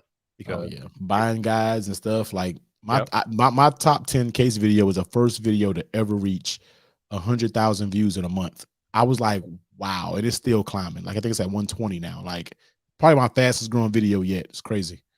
Yep. Roberto is providing examples of evergreen content. Thank you, Roberto. People always will spill wine and be drunk. So that video will never ever go out of style. Never. Telling you, man. Man. So to be honest, man, I'm just having fun chatting with you, man. But if you gotta go, man, let me know. Man, I'm chilling, man. You know me. Once I get up here, man, what's little man asleep? I can do whatever. My girl's probably in there playing man, I'm free. She probably either playing Animal Crossing, she's probably playing Sims, or some other little funny game she plays on her Switch. Or 4, she could be asleep. So speaking of your girl, T, we still waiting for the video, bro. You know what? It's both of our faults, all right? Because I wait so much, but then she doesn't want to be in it until her hair is done, her nails are done. I'm like, she was like, because I watch YouTube. Those people are ruthless, and I don't want nobody to be trying to come for me because I'm a clap at them in your YouTube comment section. I was like, so I'm gearing up this whole session. You know what I mean? I'm gearing up this whole session where I'm interviewing outside people, but she will be the first. Because you guys got to hear her talk about why she'll never use an Android. It is the funniest stereotypical thing ever. It is just hilarious when she said that. She just slays Android to the left. Like, it's just ridiculous, man. So coming, I'm gonna do it before the year's over. I'm gonna do it before the year's over. Go, man. Let's go. The people want to see Mrs. T. They want to see it. You got it. Do 4 years over. I'm gonna do it with her because she wants to do it. She's ready. So go, baby. All right. Roberto, you want to hit that ATL connection in the stream tonight? The link is in your Twitter DM, sir. You know what to do. Yes, sir. All right. Shelly said because the internet is forever and people get brave to talk to men about how they need to look. Oh yeah. We and she doesn't want to go on camera. She doesn't. When she steps out, she wants to be done. You know what I mean? That's just her. That's just her personality. So I've had my female creator friends tell no. me that Viper, if you don't give me at least a day's notice, we're not doing it. She has to be all the way together, and I gotta respect it. Like, all right, cool. You know what I mean? Like, I get it. I try to tell them that y'all don't need to do all that, but they're like, no, Viper, no, we not playing. I tell her all the time, you don't even need the makeup and all that. You don't even need that. Just get on camera. You're fine. You're good. You're good. But they're like, no, they're not trying to hear it. They're like, nope, they ain't hearing that at all. We need a day. Hell, we need a week, Viper. Like, all right, I got you. Man, it's crazy. Crazy. All right, so it looks like we're gonna be joined in a minute by Roberto, so that'll be pretty cool. Haven't been in a while. And that's it. Yep, that's me. I respect it though. I gotta respect it. It's cool though, man. It's cool. I mean, I know that you all have to do what you got to do. You know, I ain't hating. Hey, it is what it is. No, I mean, it's funny. Like, somebody had asked me about my fingernails. They're like, "Man, Viper, do you like do pedicures?" And I'm like, "Not really. I just keep my hand clean because I know when I'm doing it. They gonna come at you. I have a clean hand. If I have a dirty hand, it's gonna be a problem. I'm not about that life. People will destroy you in the comments or something. Right. I've literally sat down before about to shoot a video. I look at my nails like, oh hell no, I gotta go cut these because they're gonna slay me. Ladies, I know y'all get it, but do get it too, and we not having none of it, so we gotta make sure we right. That's why he wouldn't do right. I was doing, yeah, man. When my hair ain't right, I gotta look. It's going like a damn chia pet. You know what I mean? Like, I'm not doing that. But the other day I did a video, I had that inside of the hand crush right there. So doing the video, I was like, damn, my hand ashy as I don't know what. Like, everybody in the comment section was dying laughing. I was like, bro, I didn't even see that was ashy. And everybody was like, don't worry about it. It's cold outside. And the internet does not miss. They don't miss nothing. You hear me? Nothing. But speaking of not missing, we got to bring in the man, the myth, the emperor himself, Mr. Roberto Blake. What's up, bro? Hey, what's good, gentlemen? What's up, guys? What's up? How you been, man? I'm good, man. I'm good. Just still doing some house stuff. Well, I know that takes a minute. Is that why you wear the hat, Roberto? Because you don't want people seeing your hair because you want to be good to go? I just did, like, in this case, I just didn't bother to, like, brush it before any of this. So it's like, it's whatever. Whatever, right? It was whatever. Oh, good. So what's going on with you? What's happening? How's your day been? It's just been it's been a lot today. Today I did I did 2 coaching calls today. Did some more work for the brand deal starter kit. Thank you, by the way, for plugging that. That's like, yeah, that means a lot. I did a bunch of brand deal emails. I sent some invoice. I actually was testing this new invoice thing. You guys know I'm working with Creative Juice. They're doing banking for creators. So now they added invoicing for brand deals to this thing, and it's free. So I was like testing that today so that we can like announce it and so we can talk about that kind of stuff. So I used it to send a significant invoice today for a brand deal. Nice. I was like, all right, let's test this. Like, got that right. Yeah. So like, so yeah, it worked out. It's like, so I can cancel QuickBooks now. Roberto, I have spent the better part of this live stream talking about creator trying to play the game on easy mode. They're trying to look for the quick overnight success, the shortcuts, and I'm trying to tell Roberto there are no shortcuts, man. But they still trying to find them, Roberto. They're trying to find these shortcuts. Grind or nothing. Like, like, I mean, it's just the truth. It's grind or nothing. It's like, you think you're gonna find a shortcut when the biggest creators didn't. Poor Marquez did like 100 videos to get 74 subscribers when he was a kid. So crazy. That's like Mr. Beast did 100 videos to get to 760 subscribers. Poor PewDiePie did 100 videos to get to 2,500 subscribers. You know that I got more out of my first 100 videos than the biggest creators did. Like, I mean, sheesh. So crazy, man. Like, that's, man. Yeah, in their careers. There was a brief period of time where theoretically, there was like a very brief period of time where for a minute, I was like as big of a channel as Gary Vee. There was a brief window of time where like I was probably about as big of a channel as Marquez for a very brief window of time. There was a point in time where I had more subscribers than Mr. Beast did. There was like, think about that for a minute. Just think about for a minute that there was a window and a point in time where I was a much, much bigger creator than Mr. Beast. You want to talk about data? I got 100,000 subscribers at around 500 or so videos. Mr. Beast did 460 videos to get to 10,000 subscribers. Perspective right there. But people don't be knowing any of that. And they were sitting here thinking that they're going to somehow come up with a way to accelerate their channel or their growth where these people didn't. You're not going to be Kelly Stamps. You're not going to be Janelle. You're not going to be Emma Chamberlain, where they did like less than like a couple of dozen videos and took off. That's not what most people are capable of doing. They don't have the screen presence, the personality. They don't have the charisma for it. And guess what? Marquez, PewDiePie, and Mr. Beast didn't either. So like a lot of y'all are just not, like, you need to think less about comparing yourself to other people. And you have to understand that it's really about the content. You know, Prosser did videos for 6 years and he got more out of just one good year than he did out of the previous 6 by, it's not even close. It's not even close.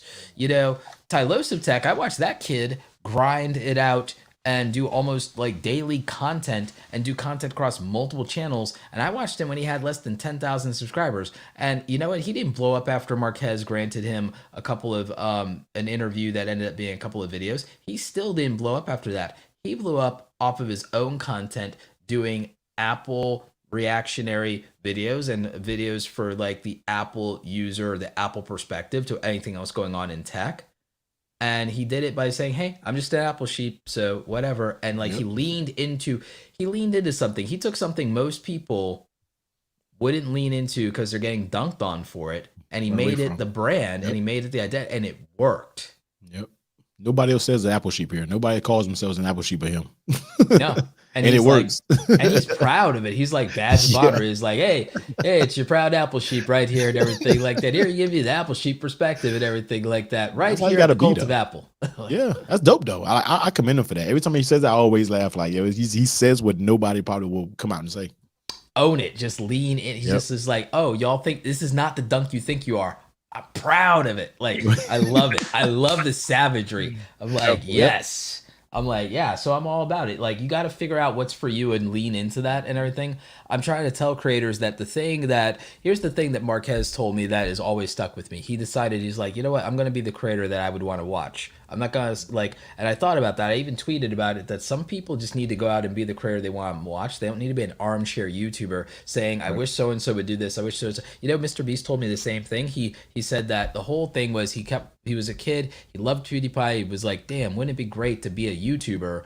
And he's like, I wish PewDiePie would do this. I wish PewDiePie. And then he stopped saying, I wish PewDiePie would do it and said, I'm going to do it. Right. If I'm ever a big YouTuber, this is how I'm going to roll.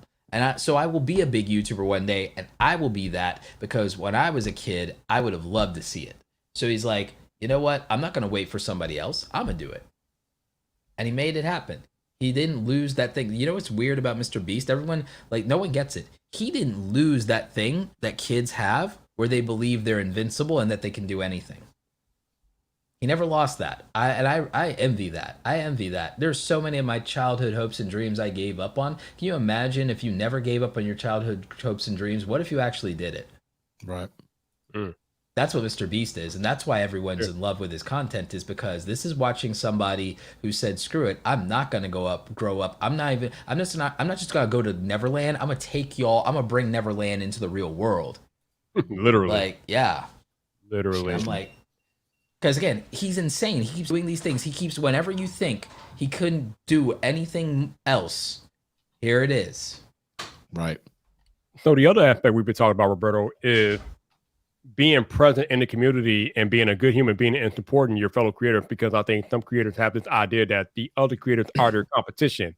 And anybody that's been in the game long enough knows that that's just simply not the case. There is so much of the bread that there's more than enough bread out there for all of us to eat and eat good. But some of these creators still approaching it as we are each other's competition, and that's just not the case. It's a horrible. It's because it's a horrible joke, man. It's like, you're like nobody made room for a table at me. I didn't have to wait. Nobody had to lose anything for me to win. Yep. Nope.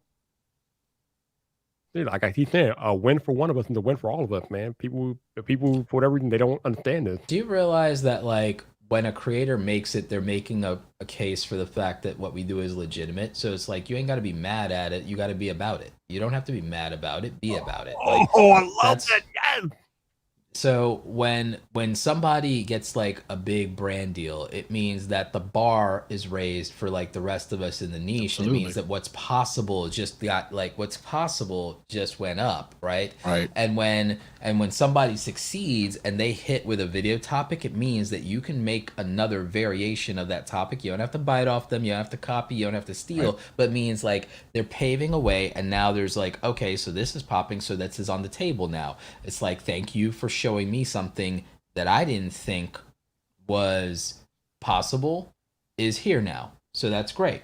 Or again, when a creator takes a risk and it pays off, you could look at that and say, I'm gonna take a little bit more risk here. Right. I'm like, you know what? Or whatever. Or if they have a win in life, you might not start thinking about like what your wins in life should be, and that maybe you need to aim a little higher. You need to, you need to be thinking about that. Like today we celebrated Justine getting her new baby, getting her plaid Tesla. And it's like, you know what? There's some people out there like trying to dunk on her, saying it's like, well, It's dope. everyone's not a millionaire like you. It's like, well, first of all, you don't, like that car is dope, but first of all, you don't have to be a millionaire to own a Tesla. That's the entire point. Is that Tesla is Oh, going to make electric vehicles that are good for the planet, more affordable and more accessible, and everything like that. It's like there's like you can buy a Kia that costs the same amount as a Tesla. So don't sit here and pretend that 30% of people in this country couldn't afford the cheapest Tesla, because they can. right. Yep. Let's not pretend. And you go, oh, not everyone's a millionaire like you. Last time I checked the statistics, according to the US government, 8.8% of Americans are millionaires now. We're about to hit double digit percentage wise. And you don't even have to be a millionaire to have a Tesla or to have the same lifestyle as Justine, but you shouldn't even be looking at her lifestyle hating. You should be Really. thinking about the fact that this is a young woman who, like, in school didn't exactly fit in because she cared about tech when other girls didn't. Yeah. She came from a working class family. Her dad is literally like a coal miner, and like she leaned into something as an early adopter, the thing that she loved, tech, and didn't let people bully her out of her space and out of the things that she liked. If you can't look at Justine and that be an inspiration to you, whether you're a young woman or even if you're just anybody who's like, I'm not going to cave into peer pressure, I'm not going to fit in, I'm going to do me. If you can't look at that and be inspired and realize that it's like not giving in to the peer pressuring and the bullying can give you a life beyond your wildest imagination. If you can't derive that story from Justine's experiences, I feel sad for you that all you can do is be envious of her living her best life when she buys shit. I'm really, really sad for you if your takeaway is that she's rich and out of touch and privileged, instead of that she didn't cave, she didn't give up on herself, and she didn't let people not willing to be friends with her deter her from living the life that she wanted to live and caring about the things that she's passionate about. Amen. And Yep. I'm looking at it like I'm not hating on her. I'm like, I'm trying to get to that level myself. I'm like, how can I No get to doubt. I 14.5? love when somebody win like that, man. I'm like, Seriously, word. I saw the picture. I was like, word. That's I'm what's up like, right I there. want to be there, man. Damn the hate. I want to be the tell. Teach me your way. Just how do I Word up. for real? Yeah. It's So- like, is it possible to learn this spell? Yes. Not from a There's course on Jedi. this. I don't know. Yeah. So when I was trying to upgrade my lighting situation, I remember technically T was doing videos. I think he was doing videos on it wasn't a separate channel yet, but he was doing videos on like Right. lighting and different things like that. And in one of his videos, he had a C stand. And I didn't know anything about C stands or whatever, but he mentioned in his video, and I'm like, oh, I can use that to mount the Godox light I just brought. So I ended up buying a C stand from watching this video, and he helped me out with getting that stuff situated. So I keep trying to tell y'all, we are not each other's competition. Like if you have a good relationship with your fellow creators, we help each other. That's what we do here. But I think it also takes a lot of time for people to realize that, because I didn't realize that for a while. I started to look at things like competition, and that's what started to lead me down my dark hole on YouTube that almost led me to delete my channel, because I kept comparing myself to others. This is happening for this person. Why is this isn't happening for me? You know what I mean? So, and a lot of people won't admit that, but I'm okay admitting that that I was truly envious and jealous of others who were going way faster than me. But that was the worst point of my YouTube career. You know what I mean? I Like the remember absolute when you were worst. in that Remember that? place. Yeah. I was in a dark place when it came to that, man. I was negative. I was lashing out on everybody on Twitter. I ruined relationships to this day. And that was just a bad place to be, man. But the day I started to see YouTube is not a competition, is the day everything got easier. The day that I started caring about the information that was given to my community, the information that was given to my subscribers, the people who was going to be there for me. That's when everything got so much easier. And I commend people now who grow right past me. I don't give a damn how fast you grow. Like, that's what's up. Keep crushing it. You know what I mean? But it took a lot of maturing to get to that level. And I think a lot of people has to go through that. If you're on that wavelength, sometimes you got to go through that, you know? I've had people surpass me. I've surpassed other people that like helped a little bit and supported me in the beginning, and they never dunked on me, and they never lashed out at me for like surpassing them or anything. And I don't do that for other people. And the thing is, it's like I'm also content in my own, like, but it can be difficult when you're like, when depending on where you are in your circumstances, it can be difficult to be content in your own circumstances. So I'm not trying to speak out of turn on that, but it's like, but you have to learn how to be content in your circumstances and not look at other people's thing as anything but aspiration, and not something where you're chasing them, but where you can always just be inspired by them and say, if they can do that, then what is the gap between me isn't what they have. The gap between us is what we're doing. The gap, if the gap between us, if I assume that the gap between us is not what we have, but the real gap between us is what we're doing or what we're capable of, then that makes it my responsibility to say that, you know what, I'm going to step my game up. They are doing something different than me. What is it and why? And the big key here, T, that I'm glad you embraced, and I'm glad you brought it up in your own words, is this.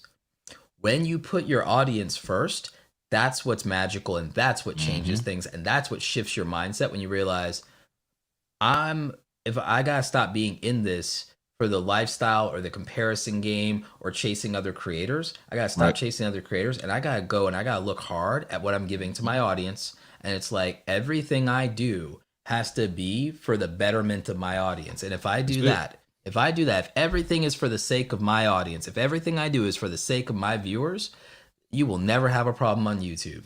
If just everything you do, you say it's like everything I do is for my viewers, you'll never have a problem on YouTube. Yeah.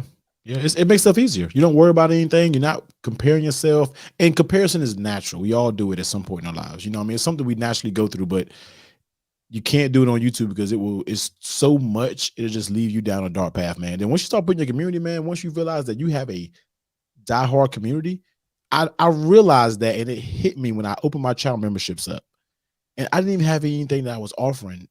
Within one night, I had 14 people on my live stream become channel members just because of the support. Like right then during my live stream, within 10 minutes, 14 people. And I'm like, that is crazy. Like it almost had me emotional because I was just like, I would have never thought any of y'all would have did this. You know what I mean? But those show you the people who are rocking with you. You know what I mean? Like, and that's where that's who you want to be there for. Like if you focus on you and your community and just be supportive of everybody else, everything is a wonderful place, man. That's but sometimes that's why I don't believe people outside of communities, like when they want to say, I mean, because I guess in the worst extreme, I can see it, but it's like, man, you don't need nobody on the outside to hold you accountable. Your people will hold you down. Your people will keep you humble. You don't need nobody else to humble you. First of all, life will humble all of us. I promise.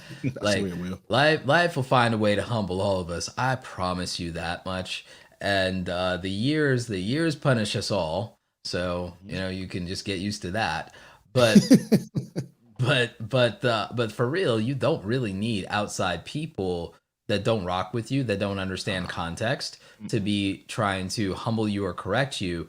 You're, for the most part, unless your audience is like a bunch of little kids that are just going to worship you, most of the time, it'll be your own community that'll keep you in check when you're getting too much of an ego. It'll also be them that lift you up when you're down. It'll also be them that'll lift you up when you're down. And they'll humble you and they'll remind you like what got you here, and that it's the relationship and the connection you have to the people on the other side of that screen. And so that's what it is. And then also people you don't expect will have your back when you don't even ask for it and everything like that.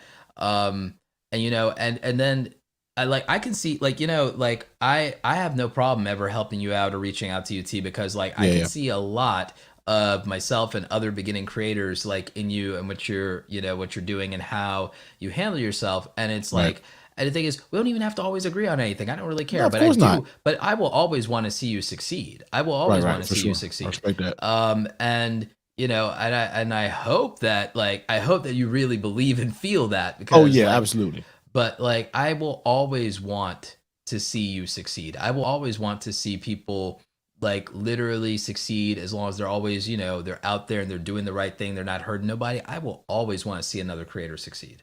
Right, absolutely, man. And that's the Sure. way it should be. That is the way Yep. it should be. Yeah. All the competition comparison nonsense. It's a waste of time. It's know just it, man. insecurity, man. It's just, and it Sure. gets It to us. is. It gets It to is. all of us. Like, I'm not gonna pretend No, it's no. never gotten to me. It's like, Yeah. I'm not gonna pretend it's never gotten to me. But you get in your head too much with that stuff, and you just like, Oh yes, you do. it's that you have to appreciate what you have. Yeah, I was getting ready to delete a channel with 30,000. You know how many people probably would wish to get to 30,000? Dude, Even though I don't consider that anything. 90% of people never But- get 10. Remember when I told each I of know you? you always say that. But it's also the truth. I got the data. Yeah, It's like 90% yeah. of people never get to And 10,000. I'm You over here realize tripping that. like, oh, they got the 40 or 50 before me. Like, dude, you got 30. Like, come on, like seriously. You know what I mean? Once you start worrying about that, like, And how many videos have you made? Like, how many videos? 750. 750. So think I about where just you're got at. the VidIQ notification Yeah, think about yesterday. Dude, I've seen like, remember what I just said? Like, Mr. Beast did like 400 something. He didn't even get to 10K. You had more than that when you did 400 and something Yeah, videos. oh for sure. Yeah, for sure. Like, there was a point where, I mean, even like how long have you been on YouTube, T? 4 years. 4 years. It's like 4 years ago, Mr. Beast was a small YouTuber. Nobody knew who he was. Like, that's crazy. You have no idea what'll happen in 5 years, dude. You have no idea. Oh yeah, like, absolutely. Like I used to stop watching. I say 4 years, and that was a year with a newborn. So that you know, what I mean, what my biggest accomplishment on my channel was getting 10,000 new subscribers, doing for a year with a newborn. I was like, I thought that was legit as hell. You know what I mean? Like it is. You know what I mean? With a newborn, like a whole I'll tell you living situation changed from being single to my girlfriend and having a newborn, moving in with me in a 1-bedroom apartment. Like, what? How's that possible? You know what I mean? But I still did it. And you still did, and by holding down a full-time job. Do you realize how many YouTubers? Exactly. You realize how many YouTubers? You realize, okay, so most YouTubers don't get to 10,000. You realize most YouTubers don't get to your level while still maintaining a full-time job. Full-time job, a demanding full-time job too. A demanding full-time job. Yeah, right. Can you imagine, T, if you get to 100,000 subscribers with a full-time job? That almost nobody's ever done that in YouTube. And you know what? I think me and my girlfriend always talk about it, because she's all about like making your own thing, not working for somebody. That's her mindset. You know, she has a bunch of stuff going on herself that she wants to like not work for anybody. And I was like, do you know what I would do with the time if I was full-time? Like, what I'm doing this with a short window of time. If I had a whole day, oh my God. Like, do you know how much I just wish I could have you'd whole be day unstoppable. You'd be unstoppable. It'd be ridiculous. Like, but it's okay to take your time getting to that, dude. It's like, absolutely, how old are you right now? yeah, absolutely. How old are you right now? How old are you right 34. now? 34. You're 34. Okay, I'm 37. Viper's just a hair older than me. Like, okay, I'm 30. I'm 37. There's something I can pass on to you, even though I don't have a kid and I'm not married. I can pass something on to you. It's really actually helpful. Like, it's okay for a certain amount of your adult life to work for somebody else. And as an entrepreneur, a lot of people don't realize that I'm willing to say that, but you've even seen this in my tweets. I believe that you can go apprentice, journeyman, master throughout different ages and stages and phases of your life. And just depending on your needs, some of that apprenticeship stage of working for someone else might last longer. But here's the thing: in corporate, you might not be an apprentice even if you're working for somebody else. You might actually be in your journeyman stage. If you're like a manager and a leader and you have a team, you might be in the journeyman stage of your career, because at that level, you could go to another company and you're not starting at the bottom anymore. You're starting in the mid tier again. And the thing is, that's the tier before if you could just leave and do something else on your own as a master, and then you train people and people are under you. But the thing is, that mastery phase in life, it's okay if that mastery phase in life comes at 40. It is okay if it comes at 40. Some people, it comes at 35. It's okay if your mastery starts at 40 before you start training your disciples and your apprentices. It's okay if that's where that is. And what that could look like is, it could either be you being in the VP suite in the corporate ladder at 40, or it could be that you started your own business at 40. It could be either one of those things. And that's because I believe that in your 20s, it's okay throughout your entire 20s to be an apprentice, learn skills, learn a trade, Not learn know what who you you want to are. do yet. Yeah. not know what you want to You're right. do.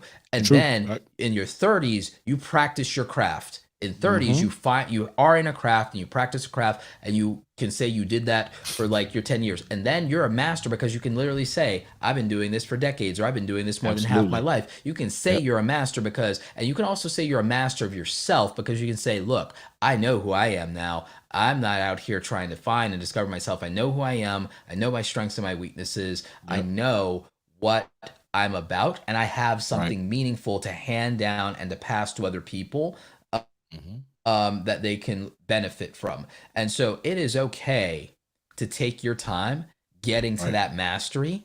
Like, Mhm. it is okay to take your time getting to that leap. And so Yeah. if you end up another 2 years at the job or Oh 3 years at the yeah. job and you get to It is what it is.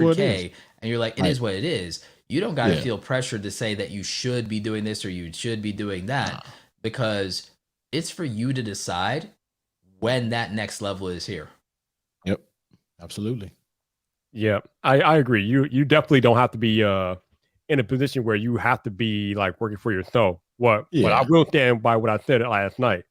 Um, if you are in a position in your life where you're not satisfied, or maybe you don't like your job, or you don't like your Mhm. manager, or you don't like your station in life, if you have one of these, you have the power to change your Yeah. life.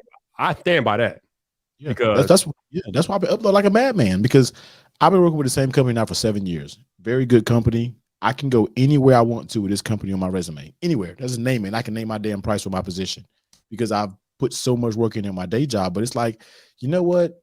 The more you do YouTube, the more you start to see how much you can get out of it.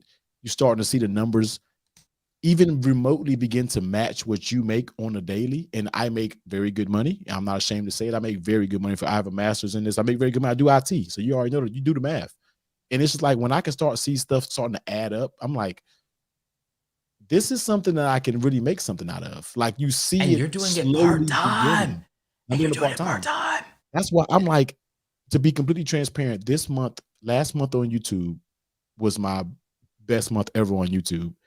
And I'm $1,000 short from what I make from a month in my daily job.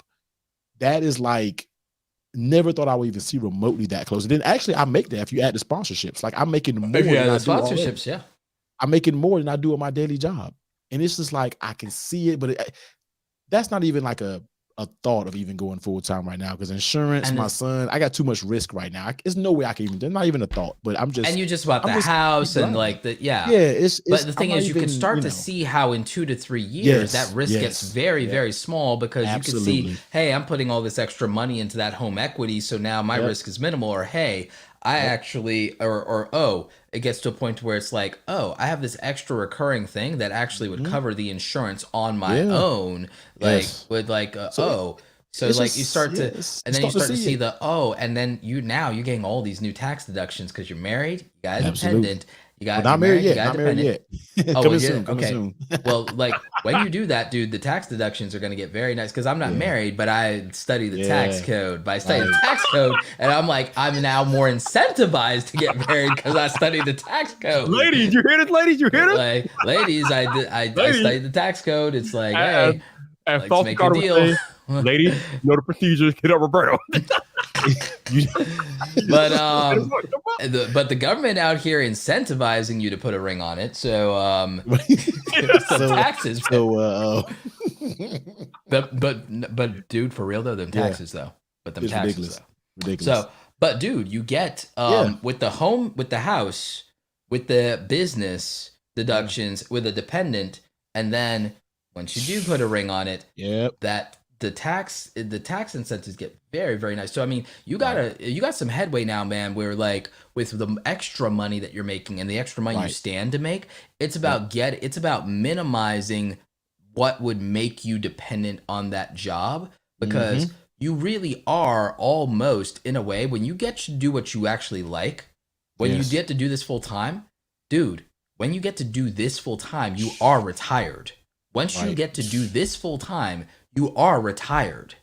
Yeah. Because you've Basically. Yeah, in a way. retired from working for somebody Yep. else. Because what is retirement? Retirement doesn't mean stop working. Retirement means you're doing what you want to be doing. What you want to do doing. Yep. Exactly. That's all retirement is. Like, and people go, people think retirement is, oh, I don't have to work and I can just live off of money. It's like, well, you live very meagerly if you do that, which is why most people who are retired always do something. Most of them do something else, unless they retired like to where they can't do something else. A lot of them do.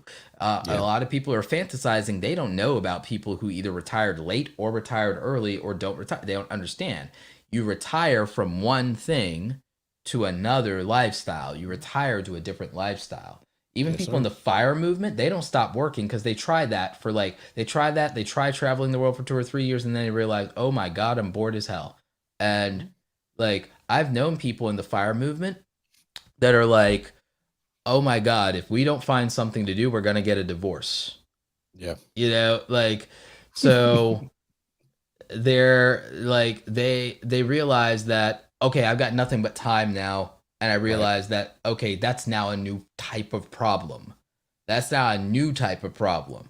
People don't understand. Maybe people got a little taste of that during COVID. You know, that, okay, having an abundance of time and not knowing what to do with yourself starts to become a problem. It's nice for like a month. It's breathing room. It feels like an extended vacation. Indefinitely, it gets really...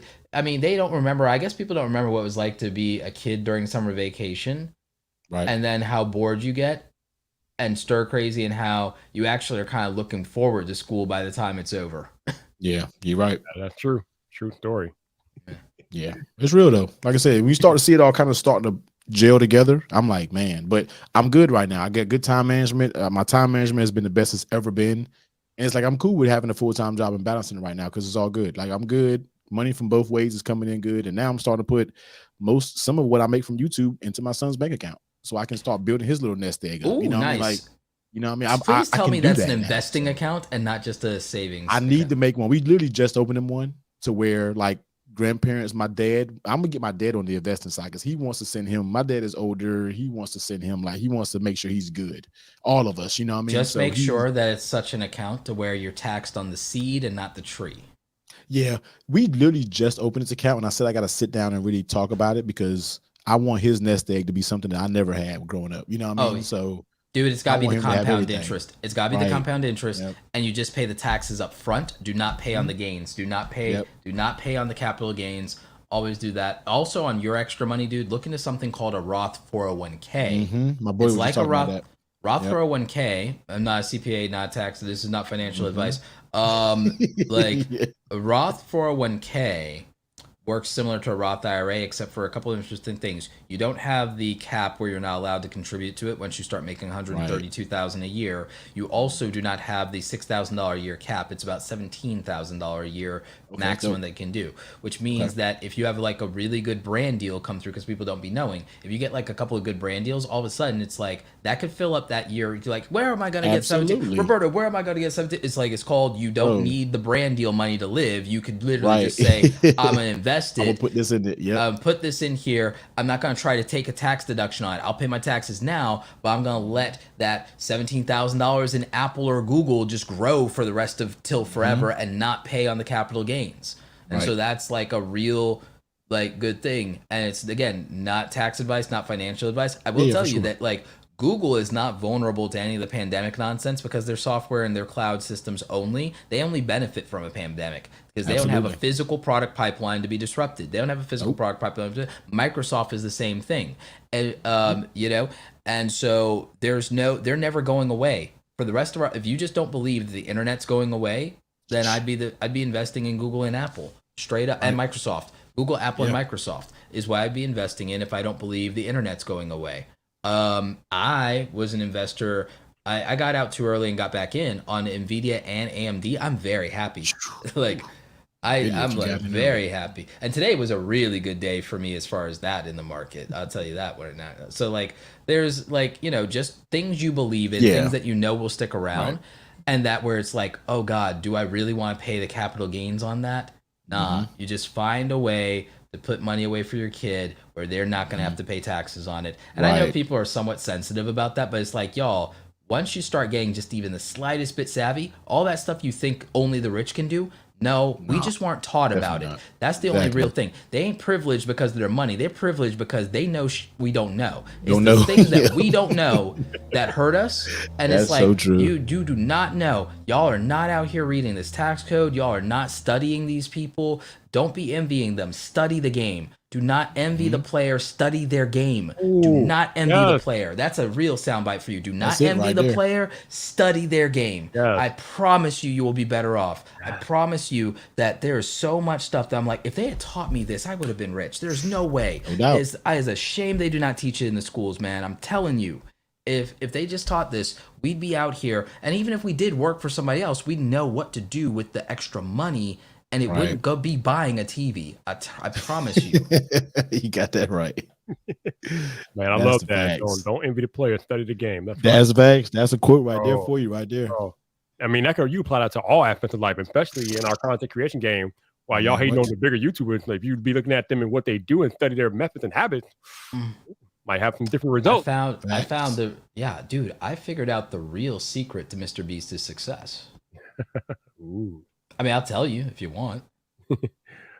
Oh, no. Actually, you've heard this, Viper, because we were talking Yeah. about this when we were looking at Genesis. It's like, so like, I don't know if you heard this from me before, T, but it's like you literally make something that would be almost impossible for another person to make. Somebody to make it. And you make a video that then becomes like, you make a type of video that then becomes associated with you, that you become known for making that type of video. Or even if it's just one video, it becomes the video that becomes your claim to fame. And it becomes something that's like a normal person would not do that. You became a under standard. any right. Right. So like with Yeah. Jenna, it's the underwater phone test. Mhm. Because like, all right, who's gonna go and jump into a pool with a $1,000 device? Nobody. And then that thumbnail is impossible for anyone else to make because someone has to take a photo of you doing an underwater selfie. Right. So like if you can make a thumbnail that looks like, okay, this cannot be clickbait, this is real, and they can prove it in the first 30 seconds of the video that thumbnail is real. But it also is a thing that I, the viewer, would never think to do. I'll give you another example. When Peter McKinnon took apart a $6,500 Canon camera, nobody's sitting there nobody would do that. Nobody would do that because they can't afford the loss. Hell Same thing no. with Jenna with a $1,000 phone. Every video, Zach's jury rig, everything, every video of his is that, if you really think about it. And then Nobody's doing that. Nobody's taking a brand new phone and breaking it. right. So like, exactly. Now the thing is, well, Right. okay, how do I do that? You have to figure it out, but there's like, Yeah. there's certain things with Justine, it's like reviewing every color of this Apple product. There's a cost prohibitive part of that. Just like with Mr. Absolutely. Beast, there's things he does that are a cost prohibitive part of that, you know? There are certain people that do camera reviews like Jared Poland where he will like review the most expensive, absurd, like those $12,000 lenses that almost no one can buy. So it's like, that's a competitive advantage. Or comparing multiple lenses where he physically has multiple, like that's cost prohibitive to some people. Right. Or they don't have the contacts to get those things. So, but there's other people who do things. Viper, you've won when you've done things like battery tests that nobody else would bother to do. Mr. Who's the Boss did ridiculous like battery test comparisons where like one of his biggest viral. Nobody's doing that. So if you could figure out and like I've collected all these historic phones. I've kept the phones, Right. and that's the other secret. And so then he can do a comparison where he like created the mega rig, the bandolier with all the and it could make this absurd thumbnail and this video that goes to an extreme. If you can find the most extreme expression of something you can do in your niche, you can become known for that and put on the map for that. Right. And that is the secret to like a Mr. Beast viral video is what's the most extreme, absurd version of doing this in real life and what are the logistics to pull that off? Because it means no small YouTuber can do it because they can't either afford to take the risk, take the chance, or they don't have the ability or the crew or the manpower. Now it's like, okay, well, how you do that without money? You do it with imagination because here's when he did it when he was broke. He read the dictionary cover to cover. Anybody could do that, but no one would suffer through it. So if you can't spend money, can you make a video where maybe the cost of entry to making this video is suffering of some kind through it, which means if the video, like, an example, Sarah Dietschy's most popular video is not the Casey Neistat video. it's jumping out of a plane in 360 because Samsung made a 360 camera. That's dope. And so you combined, here's a new piece of tech used in a way that nobody else has gone bothered to use it and film. Mm-hmm. And so that was okay. So if you take a new piece of tech, but then you do something really weird with it that nobody else would think of doing, then that becomes like, can you imagine if there was a new camera that came out and you and me figured out a way to get that new camera early, and we talked the Georgia Aquarium into letting us into a tank. Oh my God. Oh my goodness. Led into the whale shark tank. Can you imagine that? Exactly. Oh See, my God. they would click. That'd be crazy. And people would click it, right? There's Yep, no way in absolutely. hell that out of all on embargo day, we win embargo day. You see we a would big win ass embargo whale day. shark on the thumbnail. You're not going to click that. Yeah, we would win embargo day, and all the big YouTubers would share our video if we did that. Yeah, you're right. You see? Yep. But we'd have to arrange that. Now the reason we'd have a chance is because we live in Atlanta. Yep, exactly. And we're We got a not benefit already. unknown. Right. Georgia Yep. Aquarium has rocked with me before because Nice. of my little video that I made that they saw. Like, we've got the views. Like, if we did that, if we were to do that, if a camera came out that merited us doing that, Yeah. like they did a sequel to the Sony, they released the Sony Alpha 1 version 2 or Right. something. That's the camera for that. And we could, Crazy. that would be crazy. That'd be right? crazy. And that's what you'll be known for. Like, yo, they did that doing that release right there. Like, Mhm. that'll be you set a standard. You know what I mean? You set something to where Mhm. nobody had, like you said, has the physically, the whatever abilities to even do something like that. You just don't have it. You know what I mean? Yeah. So you're right. You're right. Or I if see Zoo exactly what you're Atlanta, saying. yeah, or if Zoo Atlanta hooked us up here, Yep. or if we went to the Coca-Cola museum here, and then we got to the Coca-Cola factory, and they let us film the ultimate slow-mo of something with the process with them bottling the Coke or pouring so there could be like, if we could do something like that would do it. Or if we got to do something with the Atlanta Falcons down here, Yeah, exactly. Yep. that would let us get that kind of like, Mhm. unique That thing. that notoriety. That everybody's like, Mhm. okay, cool. You know what I mean? Yeah. Now you're right. You're absolutely right. That makes you And, think. yeah. That makes you think about your content and be like, damn, what can I do? You know what I mean? This makes you Mhm. start thinking. Yeah, you're right. Exactly. Have a thumbnail T on getting bit by a shark. Hell no. First of all, if me and Roberto did that, he's getting in the water because I'm not getting there. So there's no way you can pay me You're enough to talking get about in your there. photo, huh? T, it's like, it's all or nothing, man. We got to go all in. We got to go big or go home, man. Look, Come I on. know. I'm like, Roberto, I know this is going to get the views, but I'm not getting in this damn water. Like, I'm not doing it. It's like, bro. I'm T, not doing it, you're man. getting in the tank, T. You had to CGI me in there or something, bro. Like, T, you're going in the tank, man. It's like, you're going I'm like, in the do you tank. see how many gallons of water is in there? T, we going in the tank, man. Put him in the cage, man. Put him in the cage. Oh my It's God, like, man. so yeah, no, it'd be like that. That'll be legendary though. Yeah. Or OT, I got it. Like, if you found the most if there's somebody in Atlanta that's like a legendary graffiti artist, could you imagine if you got the most legendary graffiti artist in Atlanta to make to like custom graffiti your cases? Yeah. That's a like, that could be a video. There's a way to make that video. Like, yeah. And that can happen because I know a bunch of I know a He got dope- the ATL Connect. He got him. I know a super dope graffiti artist. Or like you said, Roberto, like say you get this would really pop for camera stuff. If you get like a new camera coming out, and I know a bunch of people with all types of cars, Lamborghinis, Mhm. Ferraris, and just have a photo shoot with like a dope Aventador or something on a thumbnail. They're crazy over that, you know what I mean? What is like, even with that, I'll give you a primary example of something like that.